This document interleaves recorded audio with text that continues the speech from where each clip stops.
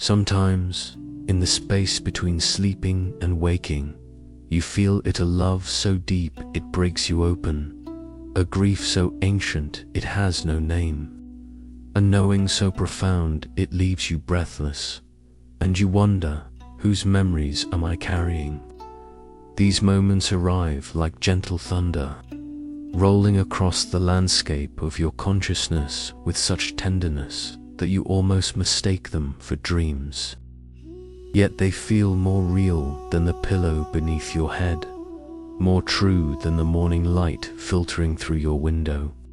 In these sacred pauses between worlds, your soul speaks in a language older than words, sharing secrets that your heart has always known but your mind struggles to understand. These are not random emotions drifting through your sleep, they are echoes of who you have been, whispers of what you have loved, fragments of ancient stories that live within the very fabric of your being. There is something stirring within you, something that has been waiting patiently for you to pause long enough to listen. You have felt it, haven't you? That inexplicable ache that arrives without invitation. The sudden tears that fall when a stranger's laughter reminds you of someone you cannot name. The way certain places feel like home, even though you have never walked their streets before. This is not imagination playing tricks on your tired mind. This is recognition. Your soul remembers what your conscious mind has forgotten. It carries within its luminous depths the imprint of every love you have known, every loss that shaped you, every moment of grace that transformed you across the endless cycle of existence. Sometimes you catch glimpses of this greater story in the mirror of your current life, the patterns that repeat themselves with curious persistence, the types of people you draw close again and again, the lessons that seem to follow you like faithful companions, patient and unwavering in their desire to be learned. You might find yourself wondering why certain fears feel too large for this lifetime, why some relationships carry the weight of unfinished conversations from another time, why your heart sometimes breaks for reasons you cannot name, or why joy occasionally surprises you with its ancient familiarity. These are not flaws in your emotional design. They are breadcrumbs leading you home to a truth that transcends the boundaries of a single existence. Your soul is vast and luminous, carrying within its essence the accumulated wisdom of countless journeys through form and formlessness. Each lifetime adds its own unique melody to the symphony of your being. Each experience, whether wrapped in joy or sorrow, becomes another note in the endless song your spirit sings. And the day you were born, that sacred moment when you drew your first breath in this particular form, was not random. It was not coincidence. It was appointment, carefully chosen by the deepest wisdom of your being, like a master artist selecting just the right shade of blue for the morning sky. Your soul chose the precise moment of your arrival with infinite care. The numerical frequency of that day, the cosmic alignment of that instant, the energetic signature of that threshold between being and becoming, all of it was selected to support the particular lessons you came here to learn, the specific gifts you came here to offer, the unique healing you came here to experience. Think of Isabella, who was born on the 3rd day of March. For years, she felt like she was always starting projects with tremendous enthusiasm, only to watch them fade before completion. She blamed herself for lacking discipline, for being scattered, for not being able to follow through. But when she began to understand the deeper pattern that her soul had once been an initiator who, sparked new movements, but did not live to see their fruition. Everything shifted. She realized she was not failing at completion. She was succeeding at initiation. Her role was not to finish every project herself, but to light the torch that others would carry forward. Or consider David, born on the 7th day of July, who found himself constantly exhausted by other people's problems. He would absorb their pain as if it were his own, giving endlessly until he had nothing left for himself. For years, he thought this was simply who he was, a person destined to be overwhelmed by empathy. But when he recognized that his soul carried the pattern of an ancient healer who had once given everything without learning to replenish himself, he could finally see the gift within the challenge. He was not cursed with excessive sensitivity. He was blessed with the capacity to heal, and this lifetime was teaching him how to do so while honoring his own sacred vessel.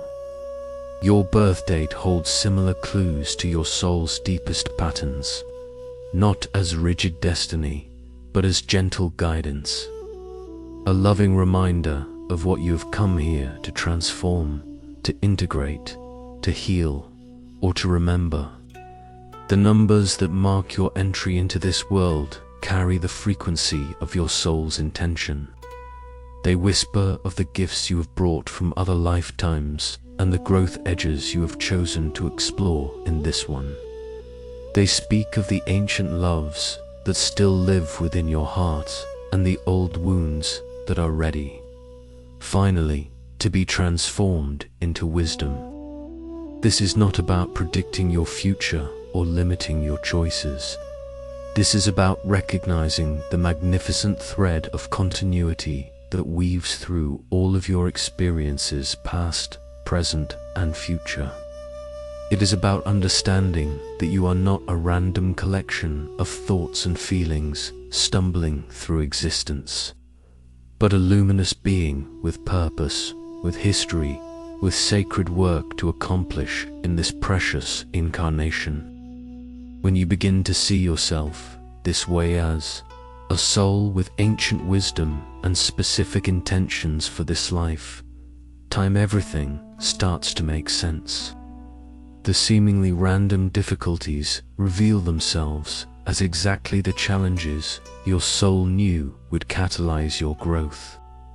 The unexpected gifts show themselves as the fruits of seeds you planted in other times, other lives. The recognition feels like coming home after a long journey to a place you never realized you had left. Tonight, as you settle into the gentle embrace of rest, let yourself feel the vast love that brought you here. Let yourself sense the careful planning that went into the moment of your birth. Feel the ancient wisdom that lives within your bones, the accumulated compassion that flows through your veins, the eternal spark of creativity that illuminates your spirit from within. You are so much more than you have been told, so much more than you have remembered. You are a walking constellation of experiences, a living library of love stories, a breathing testament to the soul's endless capacity for growth and transformation. In the quiet moments before dawn, when the world still holds its breath between darkness and light, there exists a sacred truth that mystics have whispered across centuries. Your soul does not arrive randomly into this world. Like a seasoned traveler choosing the perfect train at just the right hour, your spirit selects its moment of birth with the precision of infinite love and ancient wisdom. The day you were born carries within its numerical essence a frequency, a cosmic fingerprint that speaks to the deepest intentions of your soul's journey. This is not the realm of fortune-telling or predetermined fate. This is the gentle recognition that you are part of a magnificent tapestry woven across lifetimes, and the thread of your current existence was placed with sacred care exactly where it needed to be. Consider how a master musician selects a key signature before composing a symphony. The choice of C major or D minor shapes every note that follows, creating the emotional landscape within which the music will unfold. Your birth date functions as the key signature of this lifetime, not limiting your possibilities, but providing the harmonic foundation for your soul's unique song. If you are drawn to this understanding, if these words resonate with something deep within your being, I invite you to subscribe to this channel so you don't miss future chapters of this journey. And in the comments below, share gently how you're feeling right now, what stirs within you as you consider the sacred significance of your birth date. Your sharing creates a circle of recognition, a community of souls remembering their ancient connections. Each number vibrates with its own quality of energy, its own lesson, its own gift to offer the soul brave enough to embrace its particular path. The moment you entered this world, you stepped into a field of possibility perfectly designed to support your highest evolution. Think of it like choosing a garden plot. Each section of earth offers different nutrients, different challenges, different opportunities for growth. The soul born on the 5th of any month steps into soil rich with the minerals of innovation and courage, while the soul arriving on the 20th chooses earth that has been prepared for deep contemplation and inner knowing. This understanding comes not from rigid doctrine, but from the recognition of patterns that repeat themselves across cultures, across centuries, across the endless variety of human experience. When you observe with gentle curiosity, you begin to notice that certain souls carry similar marks, similar gifts, similar struggles that transcend the accidents of geography or circumstance. There is Natalie, born on the 2nd day of February, who has always felt most alive in the moments just after conflict has ended and peace needs to be woven back together. She finds herself naturally drawn to mediate disputes, to find common ground between opposing forces, to be the bridge that allows separated hearts to meet again. This is not coincidence, it is calling. Her soul remembers lifetimes of being the peacemaker, the diplomat who could see truth in all perspectives. But she also carries the shadow of that gift, the tendency to lose herself in others' needs, to become so focused on harmony that her own voice grows quiet. This lifetime offers her the opportunity to learn a new kind of peacemaking, one that includes her own truth as part of the resolution, or witness the journey of Christopher, whose birth on the 18th day placed him in the frequency of deep service and healing leadership. Throughout his adult life, he has felt the pull to guide others through their darkest moments, to be the steady presence when storms rage around them.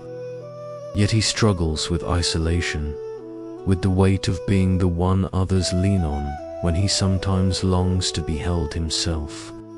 His birth date whispers the story of a soul who once knew the profound responsibility of shepherding others through transformation.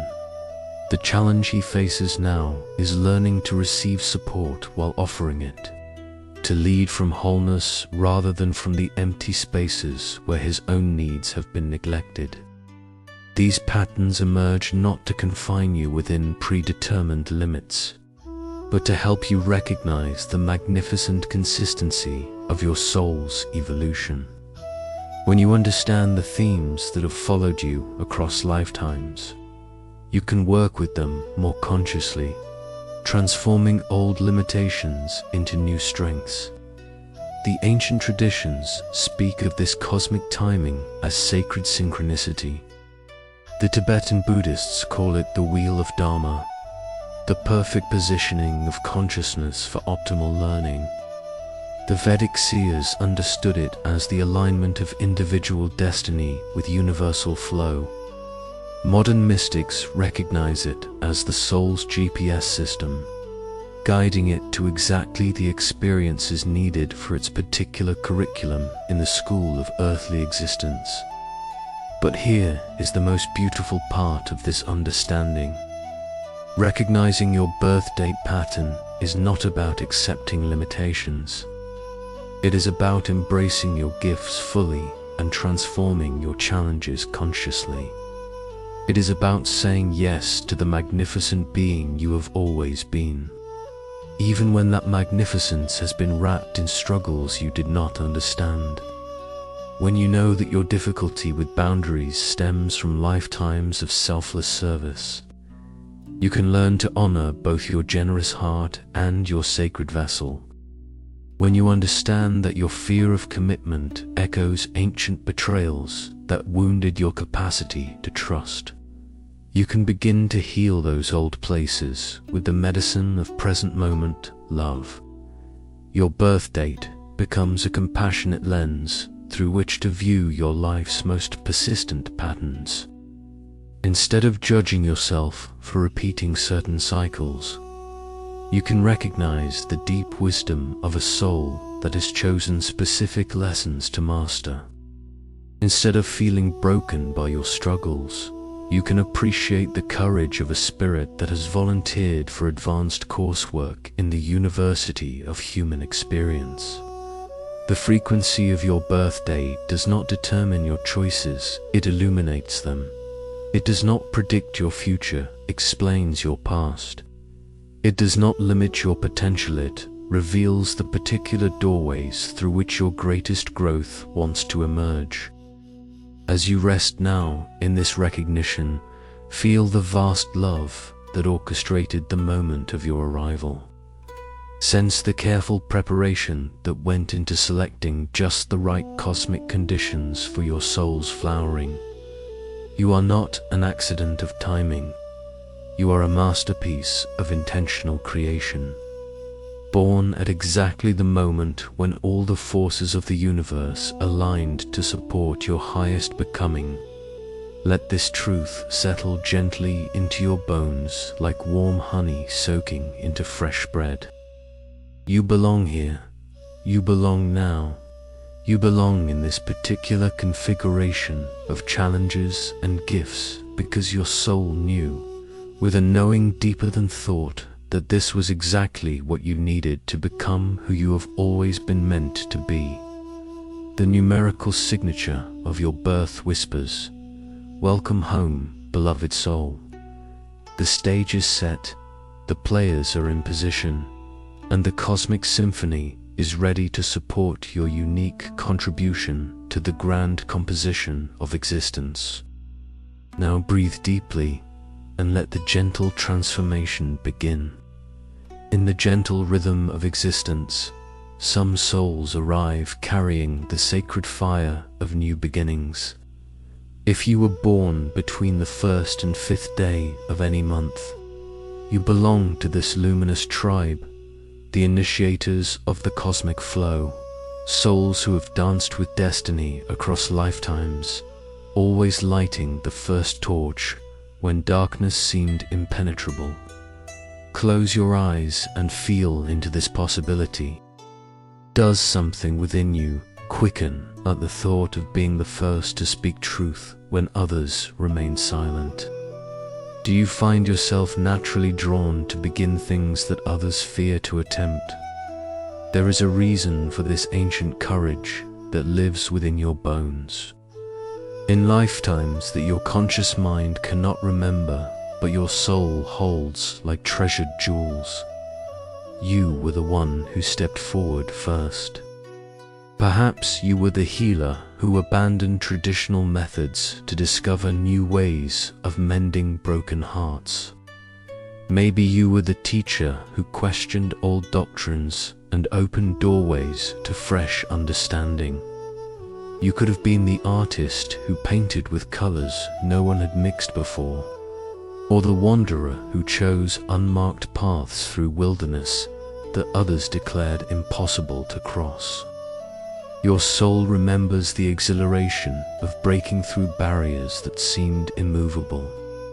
It recalls the sacred fire that burned in your chest when you knew with absolute certainty that there was a better way, a truer path, a more authentic expression waiting to be born through your courage to begin. But your spirit also carries the echo of an ancient heartbreak. In those other lifetimes, you often started revolutions of consciousness that you did not live to see completed. You planted seeds of change that would take generations to flower. You lit flames that others would tend long after you had returned to the realm of pure spirit. This is why, in your current incarnation, you sometimes feel the familiar frustration of beginning projects with tremendous passion, only to watch your enthusiasm fade before completion.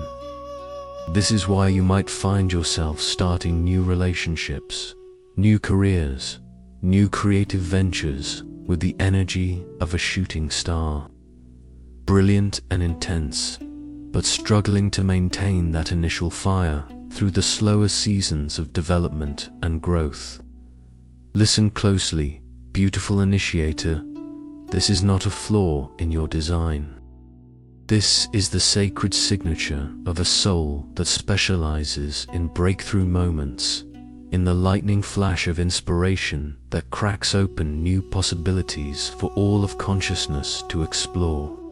You were never meant to do it all yourself. You were meant to begin, to pioneer, to be the first brave heart willing to step into uncharted territory, so that others could follow the trail you blazed with your willingness to risk everything for the sake of what wanted to be born.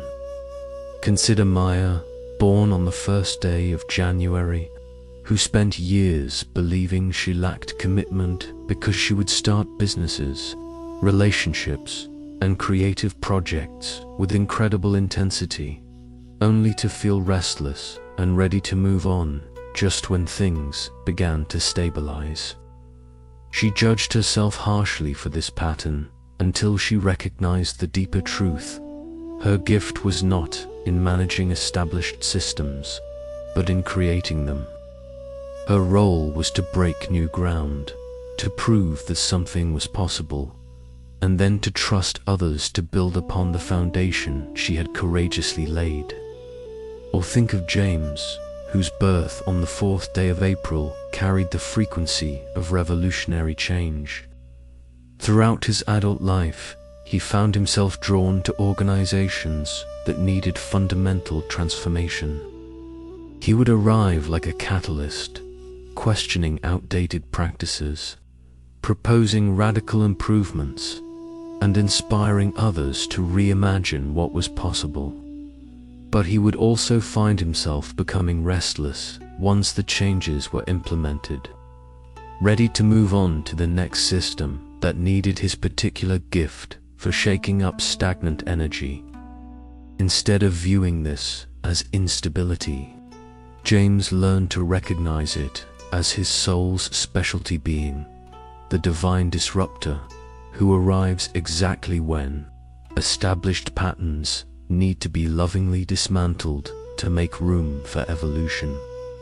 Your challenge in this lifetime is not to force yourself into the role of maintainer or sustainer. Your sacred work is to trust the process of initiation, even when others do not immediately understand your vision. Your growth comes through learning to plant seeds without needing to control how they grow, to light fires without demanding to tend them forever, to begin movements without requiring recognition for your pioneering contribution. This can be one of the most difficult lessons for an initiator's soul to master. Your spirit is wired for the excitement of breakthrough moments, for the rush of creative beginning, for the satisfaction of proving that barriers are illusions waiting to be dissolved by sufficient courage and faith. The slower rhythms of development and maintenance can feel foreign to your essential nature. But here is the sacred secret that your soul is learning in this incarnation. True initiation includes the wisdom of knowing when to begin and when to step back, when to push forward and when to allow others to carry the vision into manifestation. You are learning to trust that the universe will provide the right people to nurture what you have started, to believe that your contribution is complete even when the story continues without you in a leading role. The frequency of your birth date carries the blessing and the burden of the cosmic starter. You arrive in this world with soul memory of having been first in so many important ways. First to see possibilities others missed. First to speak truths others feared. First to love in ways that seemed impossible until you demonstrated their reality. This lifetime offers you the opportunity to initiate with wisdom, to begin with detachment, to pioneer with the understanding that your true legacy lives not in what you personally complete, but in what you make possible for others to complete. You are learning to find fulfillment in the act of beginning itself, rather than in the external validation of successful completion. When you align with this understanding, your life transforms from a series of seeming failures to a magnificent collection of beautiful beginnings. Every project you start and don't finish becomes a gift you offered to the collective consciousness. Every relationship you begin that doesn't last forever becomes a teaching you provided about new ways of loving. Every creative venture you launch and then release becomes a permission slip. You wrote for others to explore their own innovative expressions. You are not scattered, beloved initiator. You are generous. You are not uncommitted. You are a specialist in the sacred art of beginning. Your soul did not come here to build empires that last forever. It came here to demonstrate that walls can be walked through, that limitations are temporary constructs, that the impossible becomes inevitable when someone has the courage to take the first step into mystery. Let yourself rest now in the recognition of your ancient gift. Feel the gratitude of all the souls who have been blessed by your willingness to go first, to risk failure for the sake of breakthrough, to choose courage over comfort time and time again. You carry the sacred fire of new beginnings, and this world needs your unique willingness to light the way forward into possibilities that are waiting to be born. There are souls who arrive in this world carrying the ancient memory of healing hands and listening hearts. If your birth falls between the 6th and 10th day of any month, you belong to this sacred lineage, the healers of the eternal flow, spirits who have devoted lifetimes to mending what was broken, soothing what was wounded, and holding space for transformation in its most vulnerable moments. Feel into the truth of this recognition. Does your heart naturally expand when someone shares their pain with you? Do you find yourself instinctively knowing how to comfort others, even when your own wounds remain tender? This gift did not emerge from nowhere. It is the flowering of wisdom cultivated across countless incarnations of service. In lives your conscious mind cannot access, but your soul treasures like pressed flowers in a beloved book. You were the one others sought when hope felt fragile. You might have been the village healer who gathered herbs by moonlight and whispered prayers over sleeping children. Perhaps you were the wise grandmother whose kitchen became sanctuary for broken hearts and weary spirits. You could have been the gentle teacher who saw potential in the most challenging students, or the counselor who helped others find their way through the darkest valleys of human experience. Your spirit remembers the profound satisfaction of witnessing pain transform into peace, of seeing tears of despair become tears of release, of holding steady while others collapsed into the safety of your unwavering presence. You have been midwife to countless rebirths of hope, but your soul also carries the tender memory of depletion. In those other lifetimes, you gave and gave until the vessel of your own being felt hollow and forgotten. You poured your life force into others' healing without learning how to replenish the sacred well of your own vitality.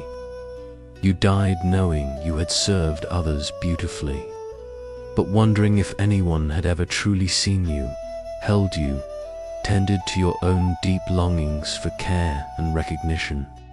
This is why, in your current incarnation, you might find yourself caught in familiar patterns of overgiving. You say yes when your body whispers no. You absorb others' emotions as if they were your own. You feel responsible for fixing what is broken in everyone around you, even when that fixing depletes you beyond measure. You might struggle with boundaries, feeling selfish when you consider your own needs, or guilty when you cannot rescue someone from their chosen struggles. The word no can feel foreign in your mouth, as if speaking it would violate some sacred code of compassion you have carried for lifetimes. But here is the profound understanding your soul came to master in this incarnation. Healing others while wounding yourself is not true healing at all.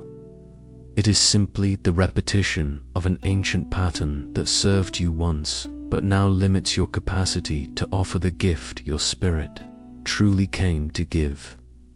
Consider Rebecca, born on the 7th day of July, who worked as a therapist and found herself taking her clients' pain home with her every night. She would lie awake worrying about their progress, feeling personally responsible for their breakthroughs or setbacks. Her own relationships suffered because she had so little energy left after giving everything to her practice. She loved her work but felt increasingly resentful and exhausted, unable to understand why something that felt like her calling was slowly destroying her well-being. When Rebecca recognized the ancient pattern that her soul had been a healer in many lifetimes but had never learned to maintain her own energetic boundaries, she could finally begin to transform her approach. She learned that true healing requires the healer to remain whole, that compassion without self-care is ultimately unsustainable, and that her greatest service to others was modeling how to love without losing oneself in the process. Or witness the journey of Michael, whose birth on the 9th day brought him into this world with an extraordinary capacity for emotional empathy.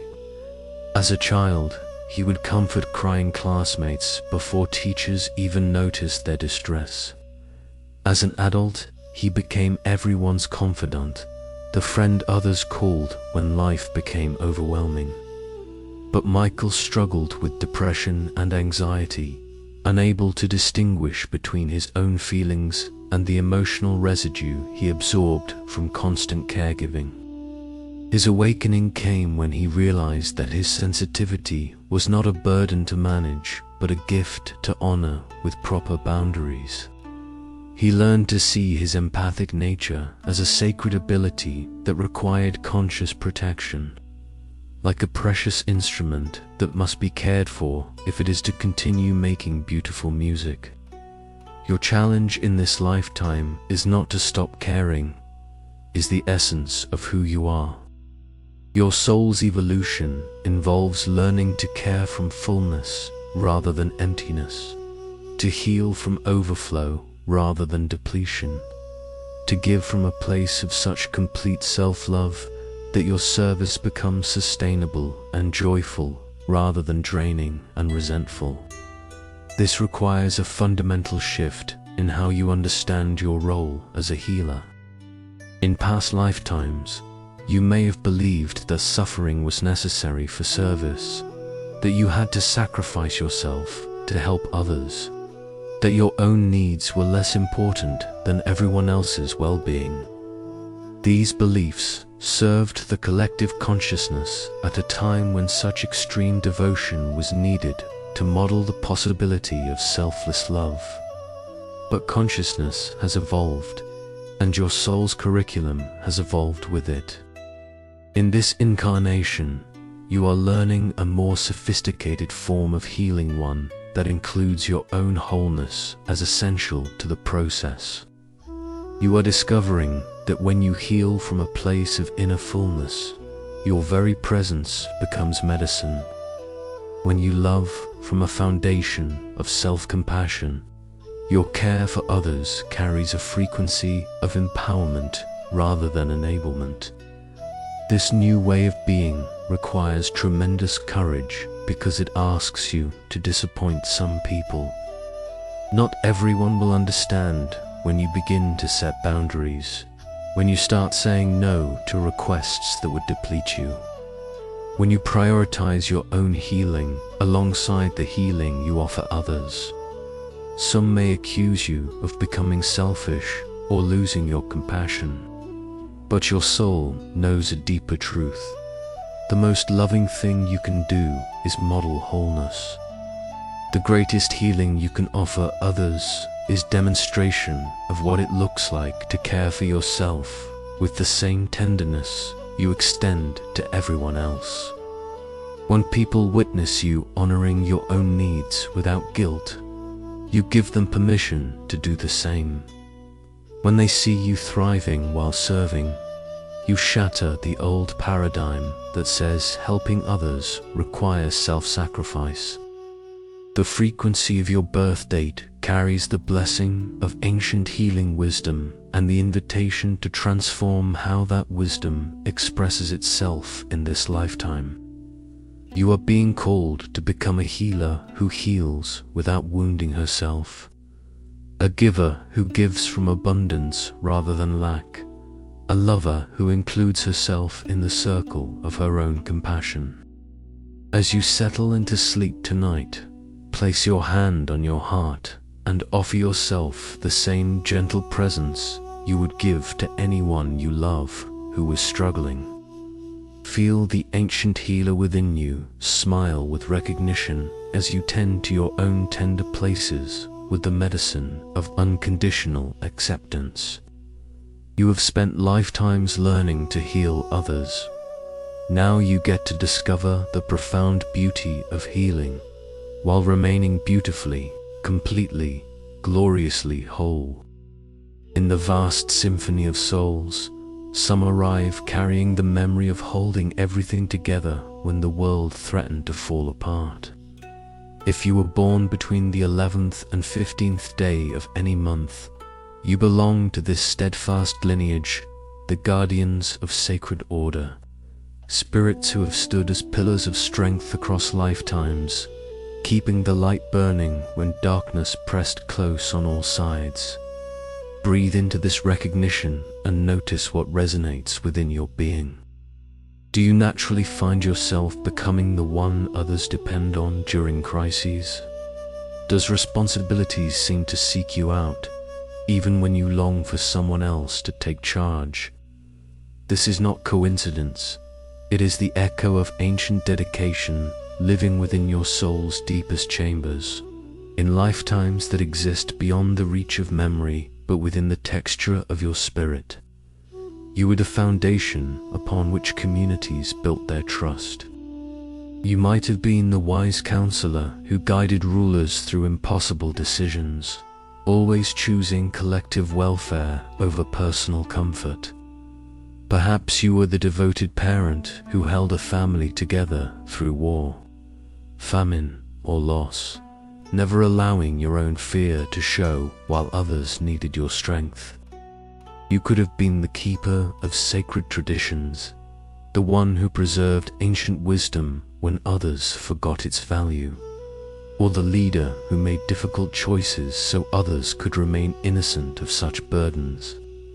Your soul remembers the profound honor of being trusted with what mattered most.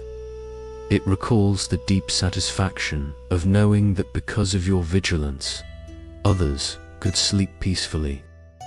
You have been the guardian at the gates of chaos, the steady hand that prevented collapse, the silent strength that allowed beauty and gentleness to flourish in a harsh world. But your spirit also carries the weight of an ancient loneliness. In those other lifetimes, you were so focused on holding space for others that you rarely allowed anyone to hold space for you. You were admired for your strength, but seldom loved for your vulnerability. You died knowing you had served magnificently, but wondering what it might have felt like to be seen not as a pillar of strength, but as a soul with its own tender places and quiet longings. This is why, in your current incarnation, you might feel trapped by others' expectations of your reliability. People automatically turn to you when they need someone to solve problems, manage crises, or take responsibility for outcomes. You have become so skilled at being dependable that others assume you don't need the same support you provide them. You might struggle with the fear that if you don't handle everything, disasters will unfold. You may find it nearly impossible to delegate meaningful tasks because you believe no one else will care for them with the same attention and dedication you would bring. The phrase, "if you want something done right, do it yourself," might feel like your life's motto, even when it exhausts you beyond measure. The weight of constant responsibility can feel crushing at times. You long to be held, to be cared for, to have someone else make the difficult decisions while you simply follow. But when opportunities for support arise, you often find yourself taking charge anyway, unable to trust that others will handle things with the level of care you believe is necessary. Consider Victoria, born on the 13th day of October, who had been the go-to person in her family since childhood. When her parents fought, she mediated. When finances were tight, she found solutions. As an adult, she naturally became the one who organized every gathering, managed every crisis, remembered every important detail. But Victoria felt increasingly resentful, wondering why she always had to be the responsible one while everyone else got to be carefree. Her awakening came when she recognized that her soul had volunteered for this role across many lifetimes. She was incredibly skilled at being the stable center around which others could orbit safely. But this lifetime was offering her the opportunity to learn that strength could coexist with vulnerability, that leadership could include receiving support, and that being dependable didn't require being invulnerable. Or think of Alexander, whose birth on the 12th day carried the frequency of protective service.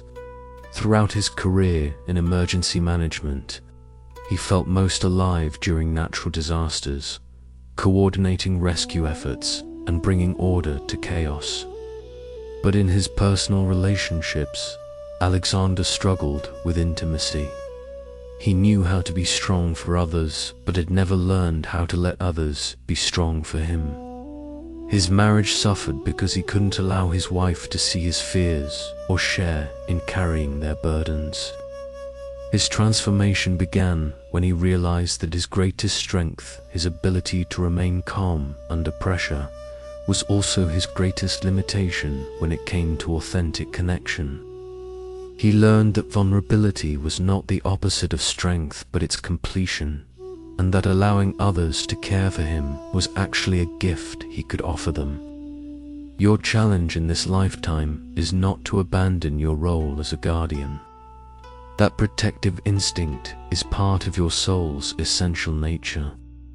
Your evolution involves learning to guard from a place of joy rather than obligation, to protect from overflow rather than depletion, to hold space for others while ensuring that your own sacred space is also tended with loving care. This requires a fundamental shift in your understanding of responsibility. In past lifetimes, you may have believed that caring for others meant sacrificing your own well-being. That being strong required being invulnerable. That leadership demanded carrying all burdens alone. These beliefs served their purpose in times when such total dedication was necessary to preserve what was precious. But consciousness has evolved, and your soul's curriculum has evolved with it. In this incarnation, you are learning a more sustainable form of guardianship, one that includes your own protection as essential to your ability to protect others. You are discovering that when you guard from a place of inner fullness, your very presence becomes a source of stability. When you lead from wholeness rather than depletion, your guidance carries the frequency of empowerment rather than dependence. This new way of being requires immense courage because it asks you to disappoint people's expectations. Not everyone will understand when you begin to share burdens instead of carrying them all. When you start asking for help instead of always providing it. When you choose to delegate responsibilities you once handled alone. Some may feel betrayed or abandoned when you step back from your role as everyone's solution. But your soul knows a deeper truth. The most protective thing you can do is model healthy boundaries. The greatest service you can offer is demonstration of what it looks like to be strong and soft, capable and vulnerable, responsible and supported. When others witness you caring for yourself with the same dedication you extend to everyone else, you give them permission to develop their own strength.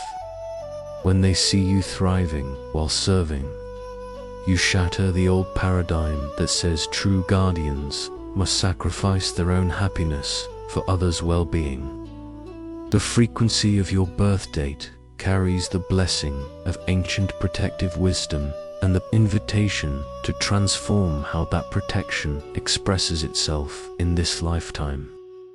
You are being called to become a guardian who guards without depleting herself. A protector who protects from abundance rather than martyrdom. A leader who includes herself in the circle of her own care. As you prepare for rest, imagine laying down the invisible armor you have worn for so long.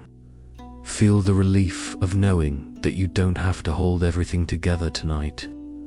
The universe is vast and capable, and your worth is not measured by how much you can carry alone. You have spent lifetimes learning to protect others. Now you get to discover the profound peace of being protected while you continue your beautiful work of guardianship from a place of joy. There exist souls who have walked the quiet paths between worlds, who have sought truth in places where silence speaks louder than words. If you were born between the 16th and 20th day of any month, you belong to this contemplative lineage, the seekers of the eternal silence, spirits who have devoted lifetimes to discovering what lies beneath the surface of ordinary existence. Rest into this possibility and feel what stirs within you. Do you find yourself naturally drawn to solitude, not from fear of others, but from a deep need to reconnect with something ineffable that lives in quiet spaces? Does the noise of everyday life sometimes feel overwhelming, as if it drowns out a more subtle conversation your soul is trying to have with the mystery of being? This is not social awkwardness, it is the recognition of one who has spent lifetimes listening for whispers that most cannot hear. In incarnations beyond the reach of conscious memory, but alive within the fabric of your being. You were the one who withdrew from the marketplace of ordinary concerns to seek what is essential and eternal. You might have been the hermit who lived alone in mountain caves, discovering profound truths in the dance between solitude and cosmic connection. Perhaps you were the scholar who spent years in silent libraries, translating ancient texts and preserving wisdom for future generations.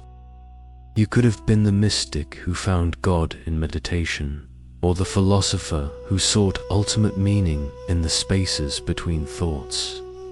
Your soul remembers the exquisite joy of breakthrough moments, those instances, when the veil between seen and unseen grew thin and you glimpsed the luminous truth that underlies all apparent separations. You have touched the place where all questions dissolve into wordless understanding, where the seeking itself becomes the finding, where silence becomes the most eloquent teacher. But your spirit also carries the echo of profound isolation. In those other lifetimes, your dedication to truth sometimes separated you from the warmth of human connection. You found answers that others could not comprehend, experienced realities that had no language, touched dimensions of existence that seemed too vast and impersonal to share around a simple dinner table.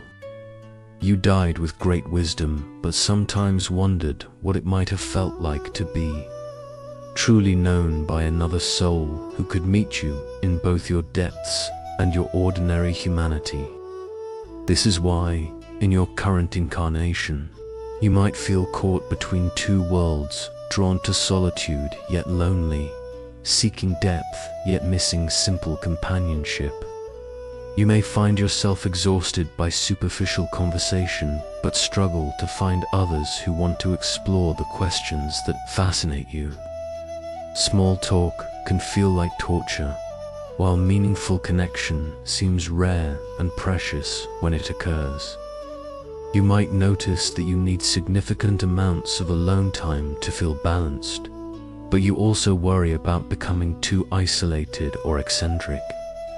The world often demands extroversion and constant social engagement, leaving you feeling like there's something wrong with your natural rhythms of retreat and emergence, contemplation and sharing. Consider Sophia, born on the 17th day of March, who worked in a busy corporate environment but felt most alive during her long walks in nature after work.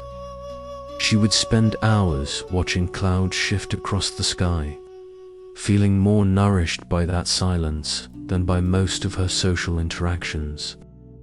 Her colleagues thought she was antisocial, but Sophia was actually deeply social with the natural world, with her own inner wisdom, with the vast mystery that spoke to her through beauty and stillness. Her transformation came when she recognized that her need for solitude was not a limitation to overcome, but a gift to honor.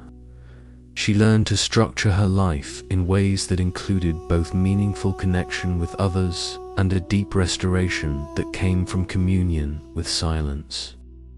Instead of forcing herself into constant social engagement, she found ways to share her contemplative nature through teaching meditation, writing, and creating spaces where others could also experience the peace she had discovered in quietude, or witness the journey of Gabriel, whose birth on the 19th day brought him into this world with an insatiable hunger for understanding life's deepest mysteries.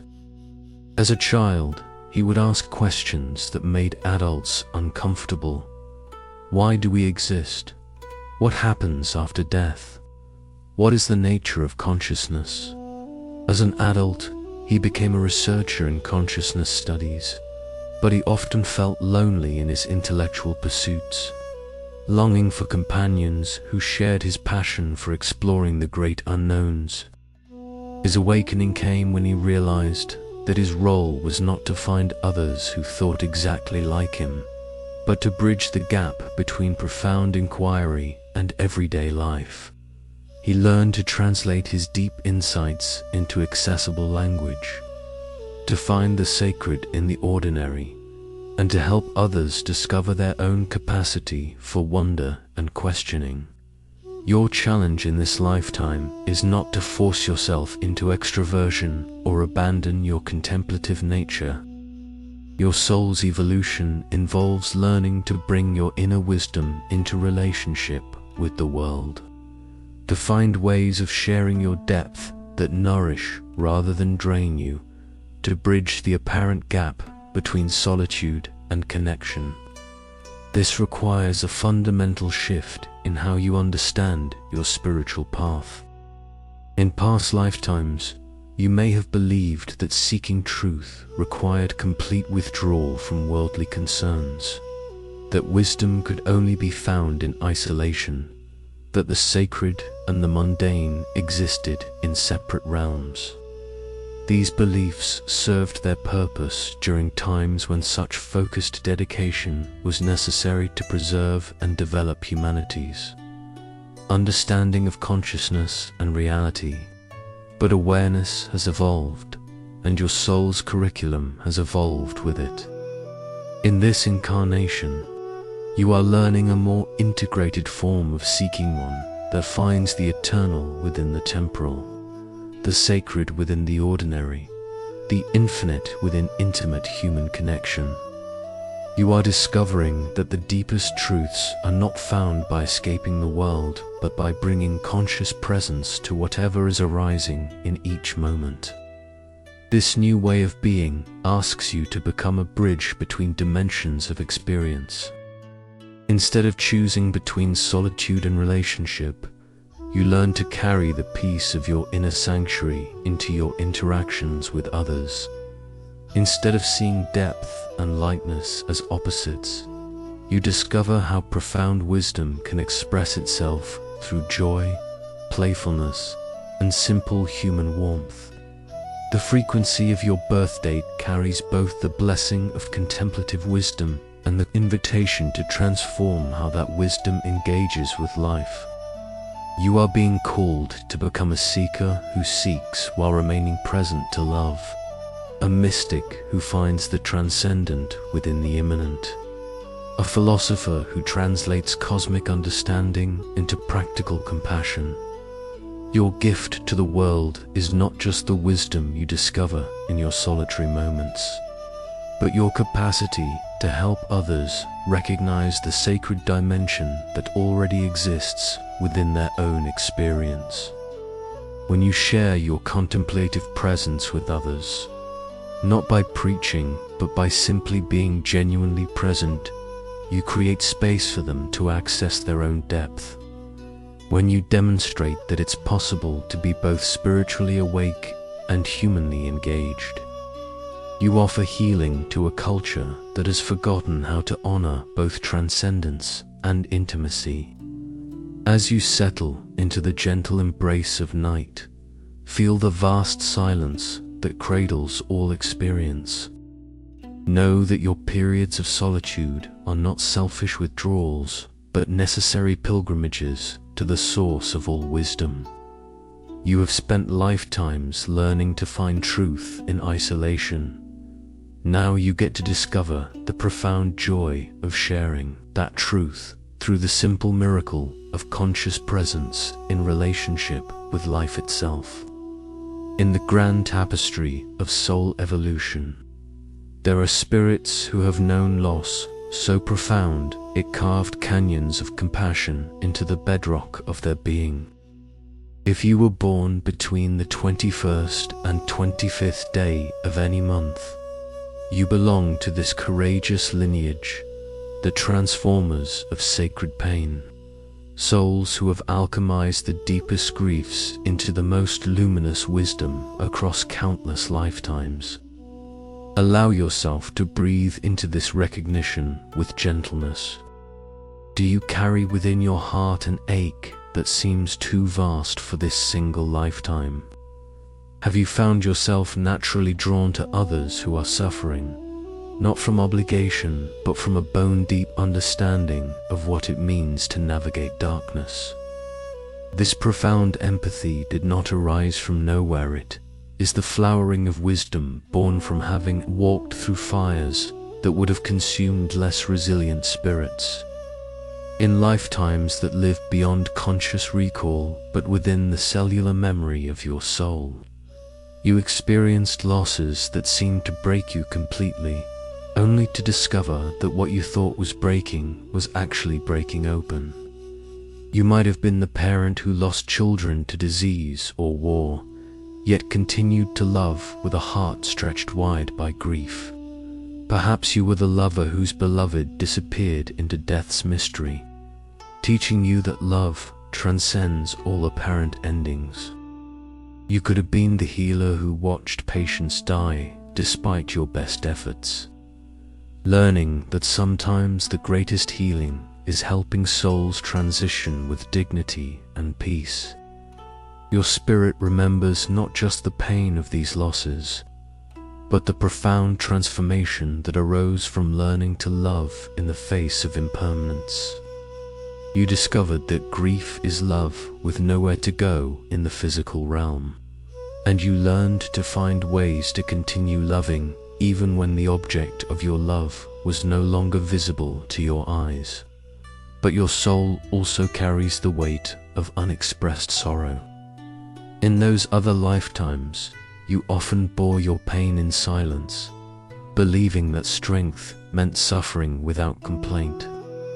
You died with rivers of tears still flowing beneath the surface of your composed exterior, your heart holding stories of love and loss that you never allowed yourself to fully feel or share. This is why, in your current incarnation, you might find yourself caught in patterns of attracting relationships and situations that echo those ancient themes of love and loss. You may discover that you're drawn to people who are emotionally unavailable or who leave just when intimacy deepens.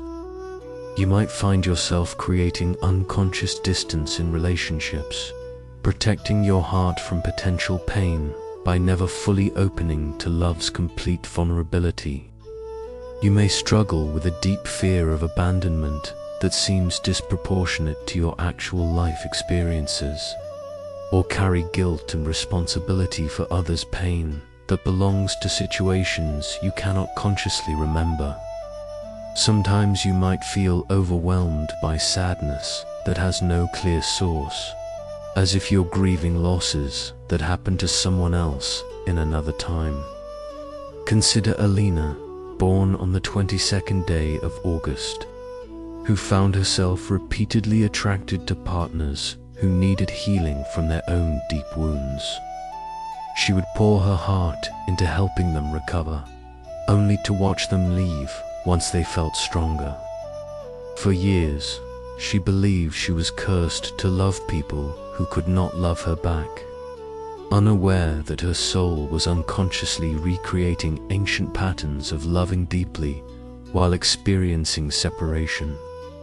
Her awakening came when she recognized that her capacity for loving wounded hearts was actually a profound gift, but one that needed to be offered from wholeness rather than from her own unhealed places. She learned to distinguish between compassionate support and codependent rescuing, between loving someone through their healing and trying to heal them herself, or witness the journey of Thomas, whose birth on the 24th day carried the frequency of transforming collective suffering. Throughout his life, he felt drawn to work with refugees, veterans, and others who had experienced trauma. He found deep meaning in this work, but he also struggled with depression and a sense of carrying too much pain that wasn't his own. His body seemed to absorb the suffering of everyone he tried to help. His transformation began when he realized that his sensitivity to pain was not a burden to manage, but a sacred gift that required conscious boundaries. He learned to serve from a place of compassionate witness rather than emotional absorption, to offer his presence without taking on others' suffering as his own. Your challenge in this lifetime is not to avoid pain or close your heart to prevent future loss. Your soul's evolution involves learning to love fully while holding lightly, to grieve completely while trusting in love's eternal nature, to transform pain into wisdom without becoming addicted to suffering as a path to spiritual growth. This requires a fundamental shift in how you relate to loss and impermanence. In past lifetimes, you may have believed that deep love inevitably leads to devastating loss, that opening your heart completely means setting yourself up for unbearable pain. You may have learned to equate suffering with spiritual advancement, thinking that the more you could endure, the more evolved you would become. But consciousness has matured, and your soul's curriculum has evolved beyond the need to learn through trauma. In this incarnation, you are discovering that profound love can coexist with inner peace, that opening your heart completely actually makes you more resilient rather than more vulnerable, and that you can honor the reality of impermanence without letting fear of loss prevent you from loving fully in each precious moment. This new way of being asks you to become a master of conscious love that is simultaneously passionate and detached, deeply committed and gracefully surrendering. You are learning to love as the ocean loves the shore, with constant devotion that also allows for natural rhythms of coming and going, presence and absence, fullness and emptiness. The frequency of your birth date carries both the blessing of profound emotional depth and the invitation to transform how that depth engages with life. You are being called to become a lover who loves without clinging, a griever who grieves without drowning, a transformer who alchemizes pain into wisdom without seeking pain as a spiritual practice. Your gift to the world is your capacity to hold space for the full spectrum of human emotion without being destroyed by it. When others are struggling with loss, your presence becomes medicine because you know that pain is not permanent, that hearts can break open rather than simply break, and that love continues in forms that transcend physical presence. You teach through your being that it is possible to feel deeply without being overwhelmed, to love completely without being devastated by impermanence, to transform suffering into compassion without glorifying pain as necessary for growth. Your life becomes a living demonstration that the heart can be both tender and strong, open and protected, fully engaged with life's beauty and gracefully accepting of its temporary nature. As you prepare for rest tonight, place your hand on your heart and feel the vast love that has accumulated there through all your experiences of joy and sorrow. Know that every loss you have endured in this lifetime and others has expanded your capacity to love. You have not been broken by life's challenges. You have been sculpted by them into a vessel capable of holding tremendous beauty and offering profound healing to a world that desperately needs your particular medicine of conscious, resilient love. Among all souls who journey through earthly existence, there are those who carry within their essence the gentle power to awaken others to their own magnificence. If you were born between the 26th and 31st day of any month, you belong to this luminous tribe, the awakeners of sleeping hearts, spirits whose very presence has the capacity to stir dormant possibilities in everyone they encounter. Breathe deeply and feel into this truth. Have you noticed that people seem to open up around you in ways that surprise even them?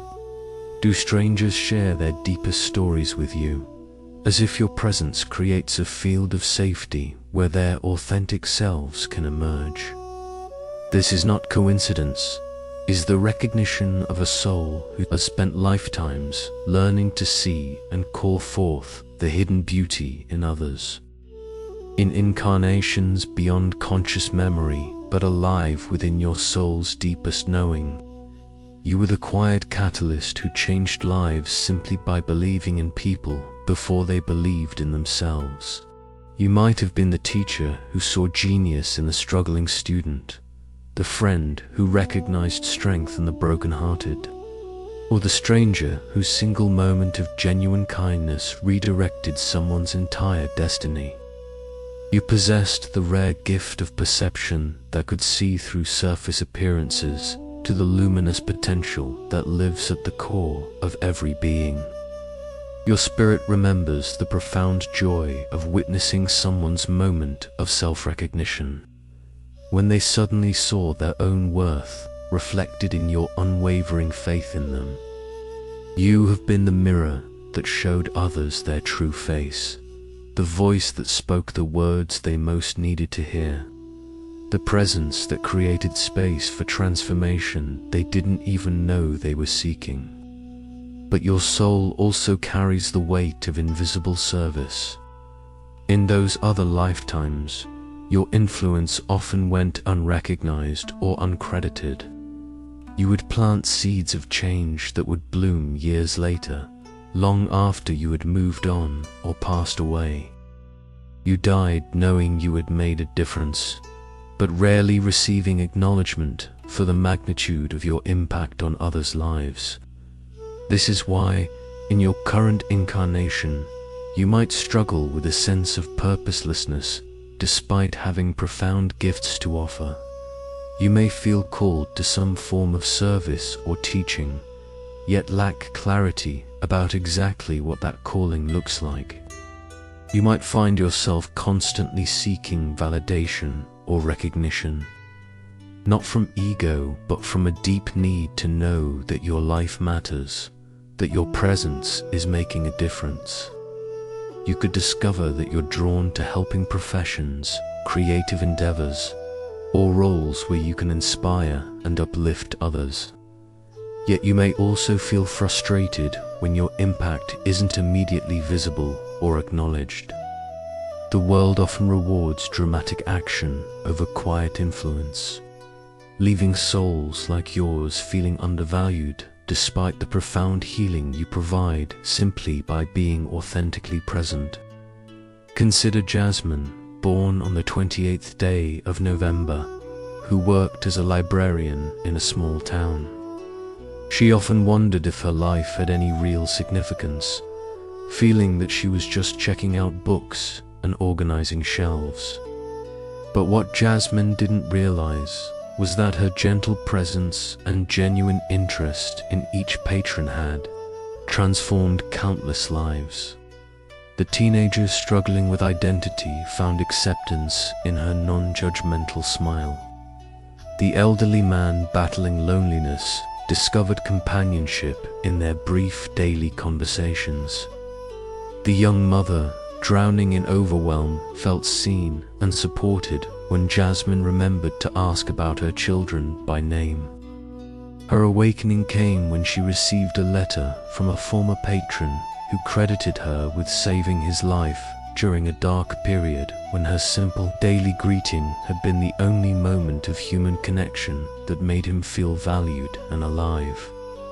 Jasmine realized that her ministry was not about grand gestures, but about the accumulation of countless small moments of genuine caring. Or witness the journey of Benjamin, whose birth on the 30th day carried the frequency of awakening potential in others through authentic expression.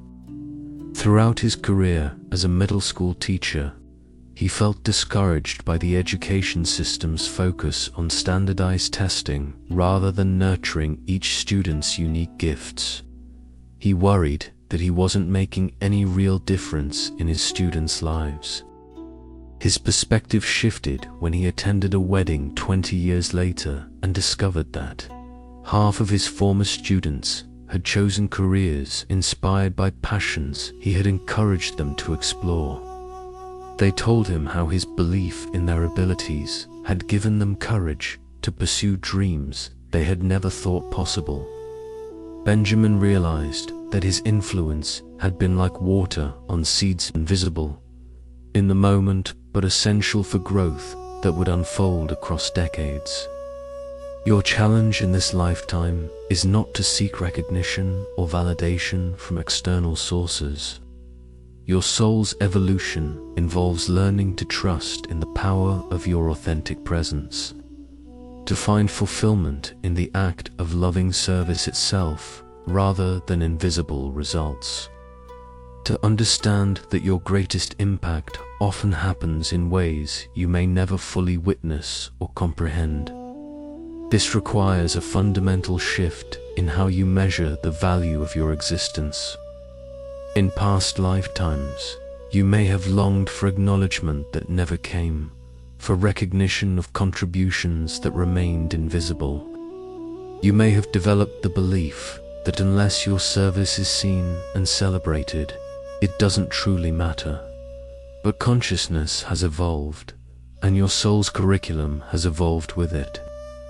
In this incarnation, you are learning that the most profound awakening you can facilitate is your own awakening to the truth that your worth is not dependent on external validation, that your service is complete in the moment you offer it with love, regardless of whether anyone notices or appreciates it. This new way of being asks you to become what spiritual teachers call a secret saint, someone whose very presence blesses the world without needing credit or recognition for the blessing. You are learning to find deep satisfaction in knowing that your authentic expression of love and truth creates ripples of positive change that extend far beyond your ability to track or measure them. The frequency of your birth date carries both the blessing of awakening others and the invitation to awaken fully to your own inherent magnificence. You are being called to become an awakener who awakens from the place of already being awake, a teacher who teaches through being rather than doing, an inspirer who inspires by living so authentically that others remember their own capacity for authentic expression.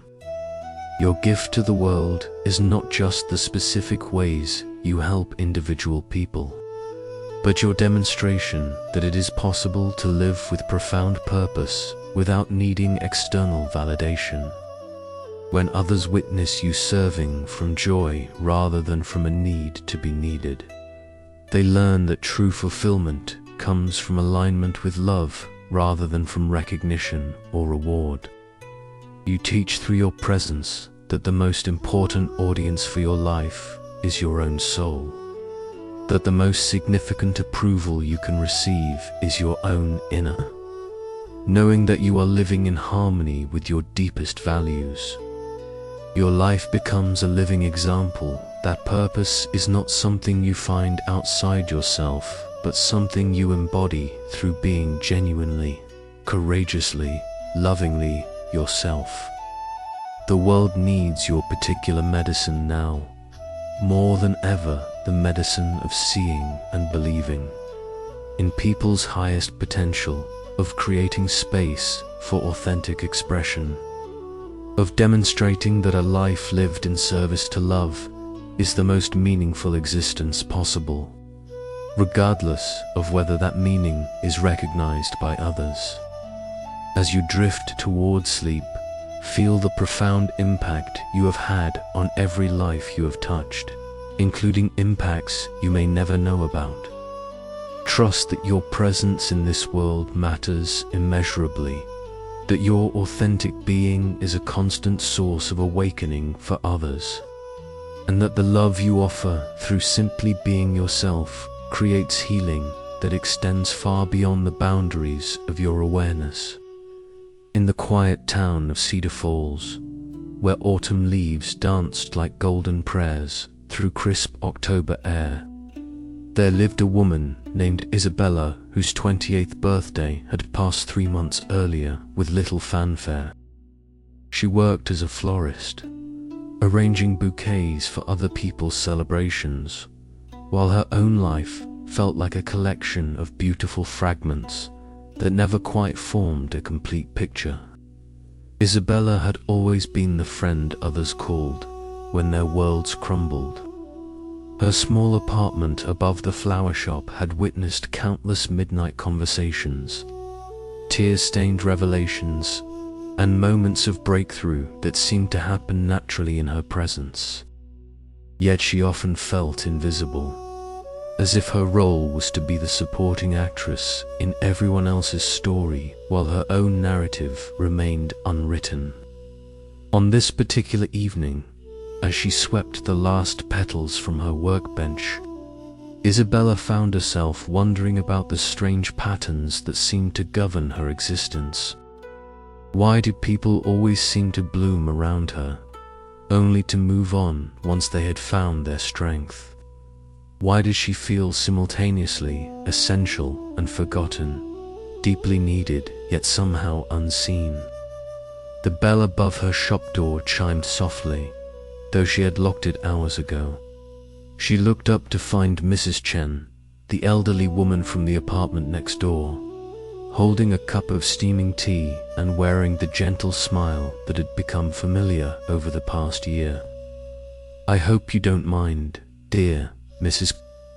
Chen said, her voice carrying the wisdom of 8 decades. "I saw your light still on and thought you might need some company.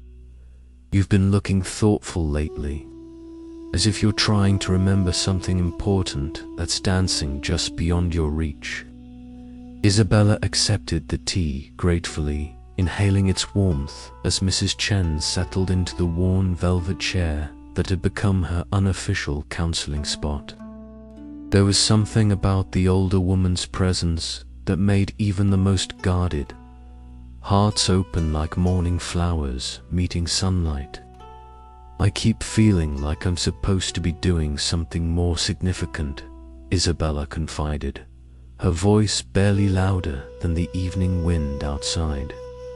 "I love helping people, but I wonder if my life has any real meaning. I watch everyone else move forward into their dreams, while I seem to stay in the same place, always available, but never truly chosen." Mrs. Chen nodded knowingly, her eyes twinkling with the kind of understanding that comes only from having lived through many seasons of questioning and recognition. "Tell me, child, do you know the ancient story of the lighthouse keeper?" Isabella shook her head, settling deeper into her chair as Mrs. Chen's voice took on the rhythmic quality of a gentle lullaby. "There once was a lighthouse keeper who spent her entire life tending a beacon on a rocky shore. Night after night, she would climb the spiral stairs to light the great lamp, watching ships pass safely by in the distance. She never spoke to the sailors, never knew their names or their destinations. Many nights, she wondered if anyone even noticed her light, if her solitary service mattered to anyone but herself." Isabella found herself leaning forward, drawn into the story like metal to magnet. Years passed, and the keeper grew old, her hair silver as moonlight on water. On her final night of service, she climbed the stairs one last time, feeling heavy with the weight of what seemed like an invisible life. But as she reached the top of the lighthouse, she gasped at what she saw. Mrs. Chen paused, taking a sip of her tea before continuing. Stretching across the harbor were hundreds of ships, their crews standing on deck with lanterns raised high in gratitude. They had come from every corner of the world to honor the woman whose light had guided them safely through countless storms. Each captain shared stories of nights when her beacon had saved their lives, when her faithfulness had meant the difference between finding harbor and being lost at sea forever. Isabella felt tears gathering in her eyes, though she couldn't quite name why the story moved her so deeply. The keeper realized that she had never been invisible at all. Mrs. Chen continued softly. Her impact had been vast and constant, touching lives in ways she could never have imagined.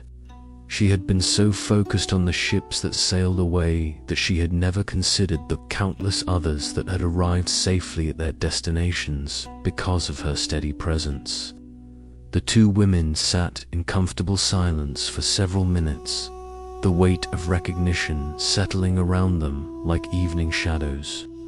"You remind me of that lighthouse keeper," Mrs. Chen said finally. "You have spent your life believing that your worth is measured by visible recognition, not understanding that your greatest gift is the steady light you offer simply by being authentically yourself." Isabella wiped her eyes with the back of her hand, feeling something ancient and tired releasing from her chest. "But how do I know if any of it matters? How do I know if I'm making a real difference?" Mrs. Chen stood slowly, placing her weathered hand on Isabella's shoulder with the tenderness of a grandmother blessing a beloved grandchild. "3 years ago, do you remember the young man who came to your shop looking for funeral flowers for his mother? You spent 2 hours helping him create an arrangement while he cried and shared memories. You never charged him full price, and you delivered the flowers personally because he had no car." Isabella nodded, the memory returning like sunlight breaking through clouds. "That young man was my grandson, Marcus. He had been planning to take his own life that week, unable to bear the weight of his grief. But your kindness, your presence, your willingness to sit with him in his pain reminded him that there was still compassion in the world, that he was not alone in his suffering. He is now married with 2 beautiful children and works as a counselor helping others through their darkest moments." Isabella's breath caught in her throat as the magnitude of what she was hearing settled into her awareness. "And the teenage girl who used to come in every Friday to buy a single rose for her grandmother. You always included an extra flower and a handwritten note. She kept every one of those notes, and they became the inspiration for her to become a writer.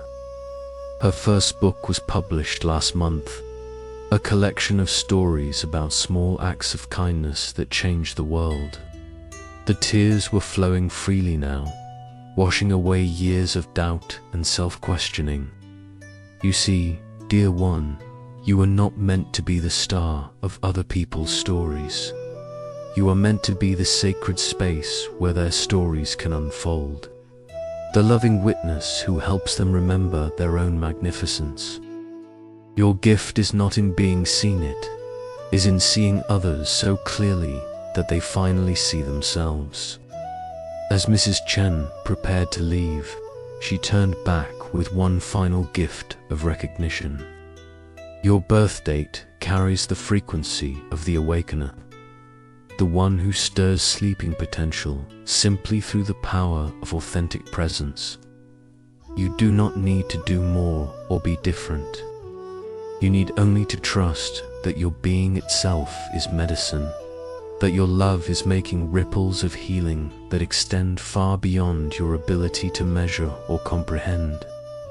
That night, as Isabella closed her eyes, she felt for the first time in years that her life was not a collection of fragments, but a beautiful mosaic, each piece essential to the whole. She understood now that she had never been invisible.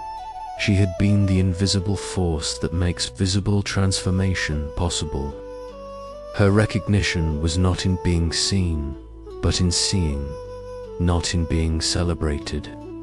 but in celebrating others into their fullest expression, she drifted toward sleep with the profound peace that comes from finally understanding that love offered freely, without expectation of return, is the most powerful force in the universe, and that she had been wielding this force with mastery her entire life.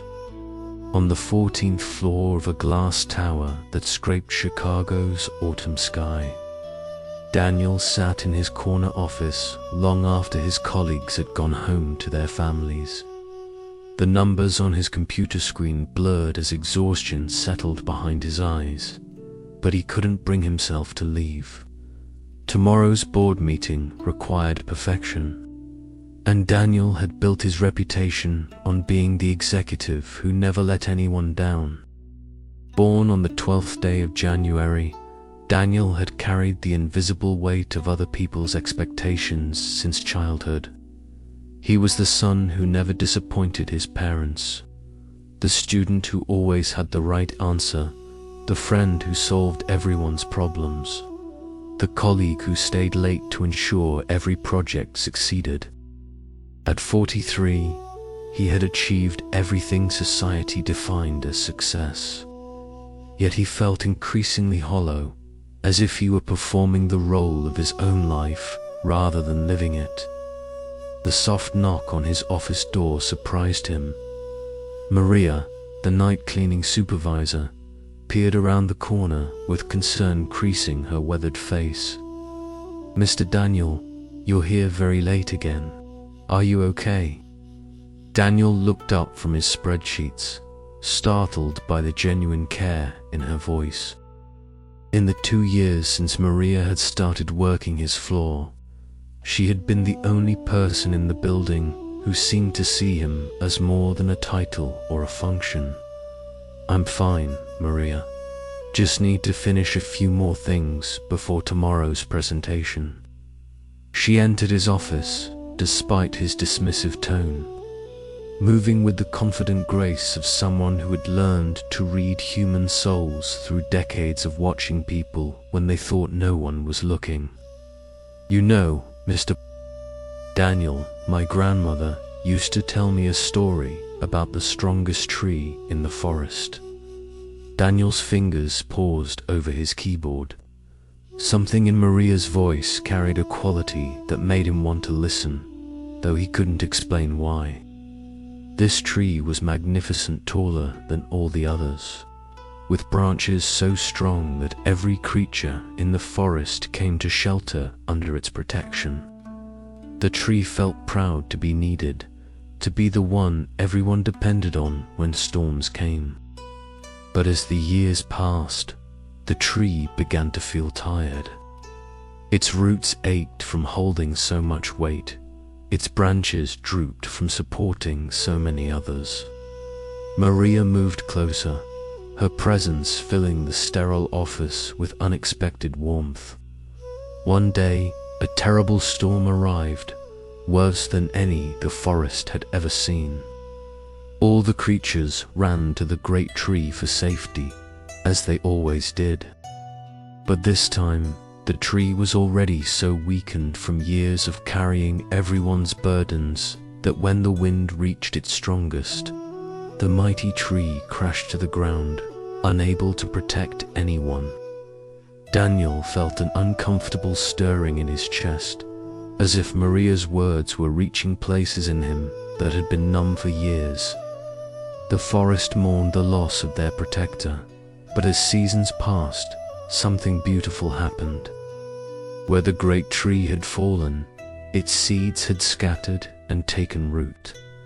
Instead of one overwhelmed tree trying to shelter everyone, there grew a grove of strong, healthy trees, each capable of standing firm while also supporting the others. Maria perched on the edge of the chair across from his desk, her eyes holding the kind of wisdom that comes from watching life's patterns repeat themselves across generations. "My grandmother told me this story because she saw that I was like that tree, always trying to carry everyone else's problems. always saying yes when I should sometimes say no, always believing that if I didn't hold everything together, everything would fall apart. Daniel's throat tightened as recognition washed through him like an uncomfortable tide. What happened to you? I learned the hardest lesson of my life, that the most loving thing I could do was teach others to be strong, instead of always being strong for them. When I stopped rescuing everyone, they found their own power. When I stopped carrying all the weight, they developed their own strength. She paused, studying Daniel's face with the gentle intensity of someone who recognized a fellow traveler on a familiar path. You were born with the soul of a guardian, weren't you? The kind of person who feels responsible for making sure everything goes right for everyone around you. Daniel's carefully constructed professional facade began to crack. How did you know? Because I see you here every night, working twice as hard as necessary, because you believe that if you don't personally ensure every detail, something terrible will happen. I see the way your shoulders carry tension that isn't just yours. It's the worry of everyone who has ever leaned on your strength. Tears he hadn't allowed himself to shed in years began gathering behind his eyes. I don't know how to be any different. People count on me if I let them down. If you let them down, they will discover their own capacity to handle things.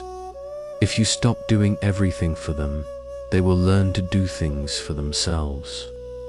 If you allow yourself to be human, you give everyone around you permission to be human too. Maria's voice grew even softer, carrying the tenderness of a mother speaking to a wounded child. You think your value comes from how much you can carry, but your real value comes from who you are when you're not carrying anything at all. You think people need you to be invincible, but what they really need is permission to be vulnerable themselves. Daniel felt something fundamental shifting inside his chest, like ancient ice beginning to thaw after the longest winter. I'm scared, he admitted, the words feeling foreign in his mouth. What if I stop being indispensable and people realize they don't actually need me? Then you'll discover something beautiful, that being wanted is so much sweeter than being needed. That being chosen is so much more fulfilling than being depended upon. That being loved for who you are is infinitely more nourishing than being valued for what you do. Maria stood to leave, but turned back with one final gift of insight.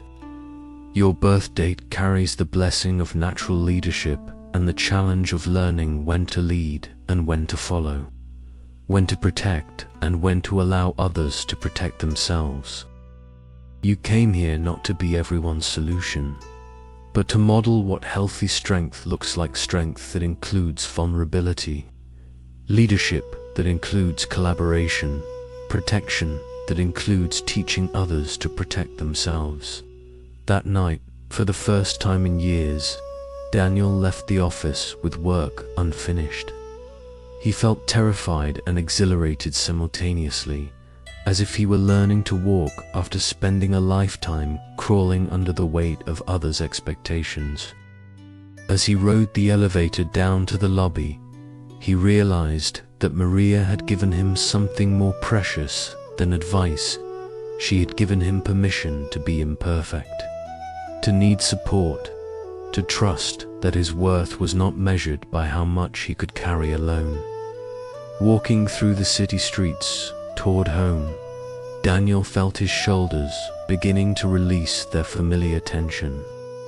For the first time in decades, he allowed himself to imagine what it might feel like to be held instead of always holding, to be protected instead of always protecting, to share burdens instead of shouldering them alone.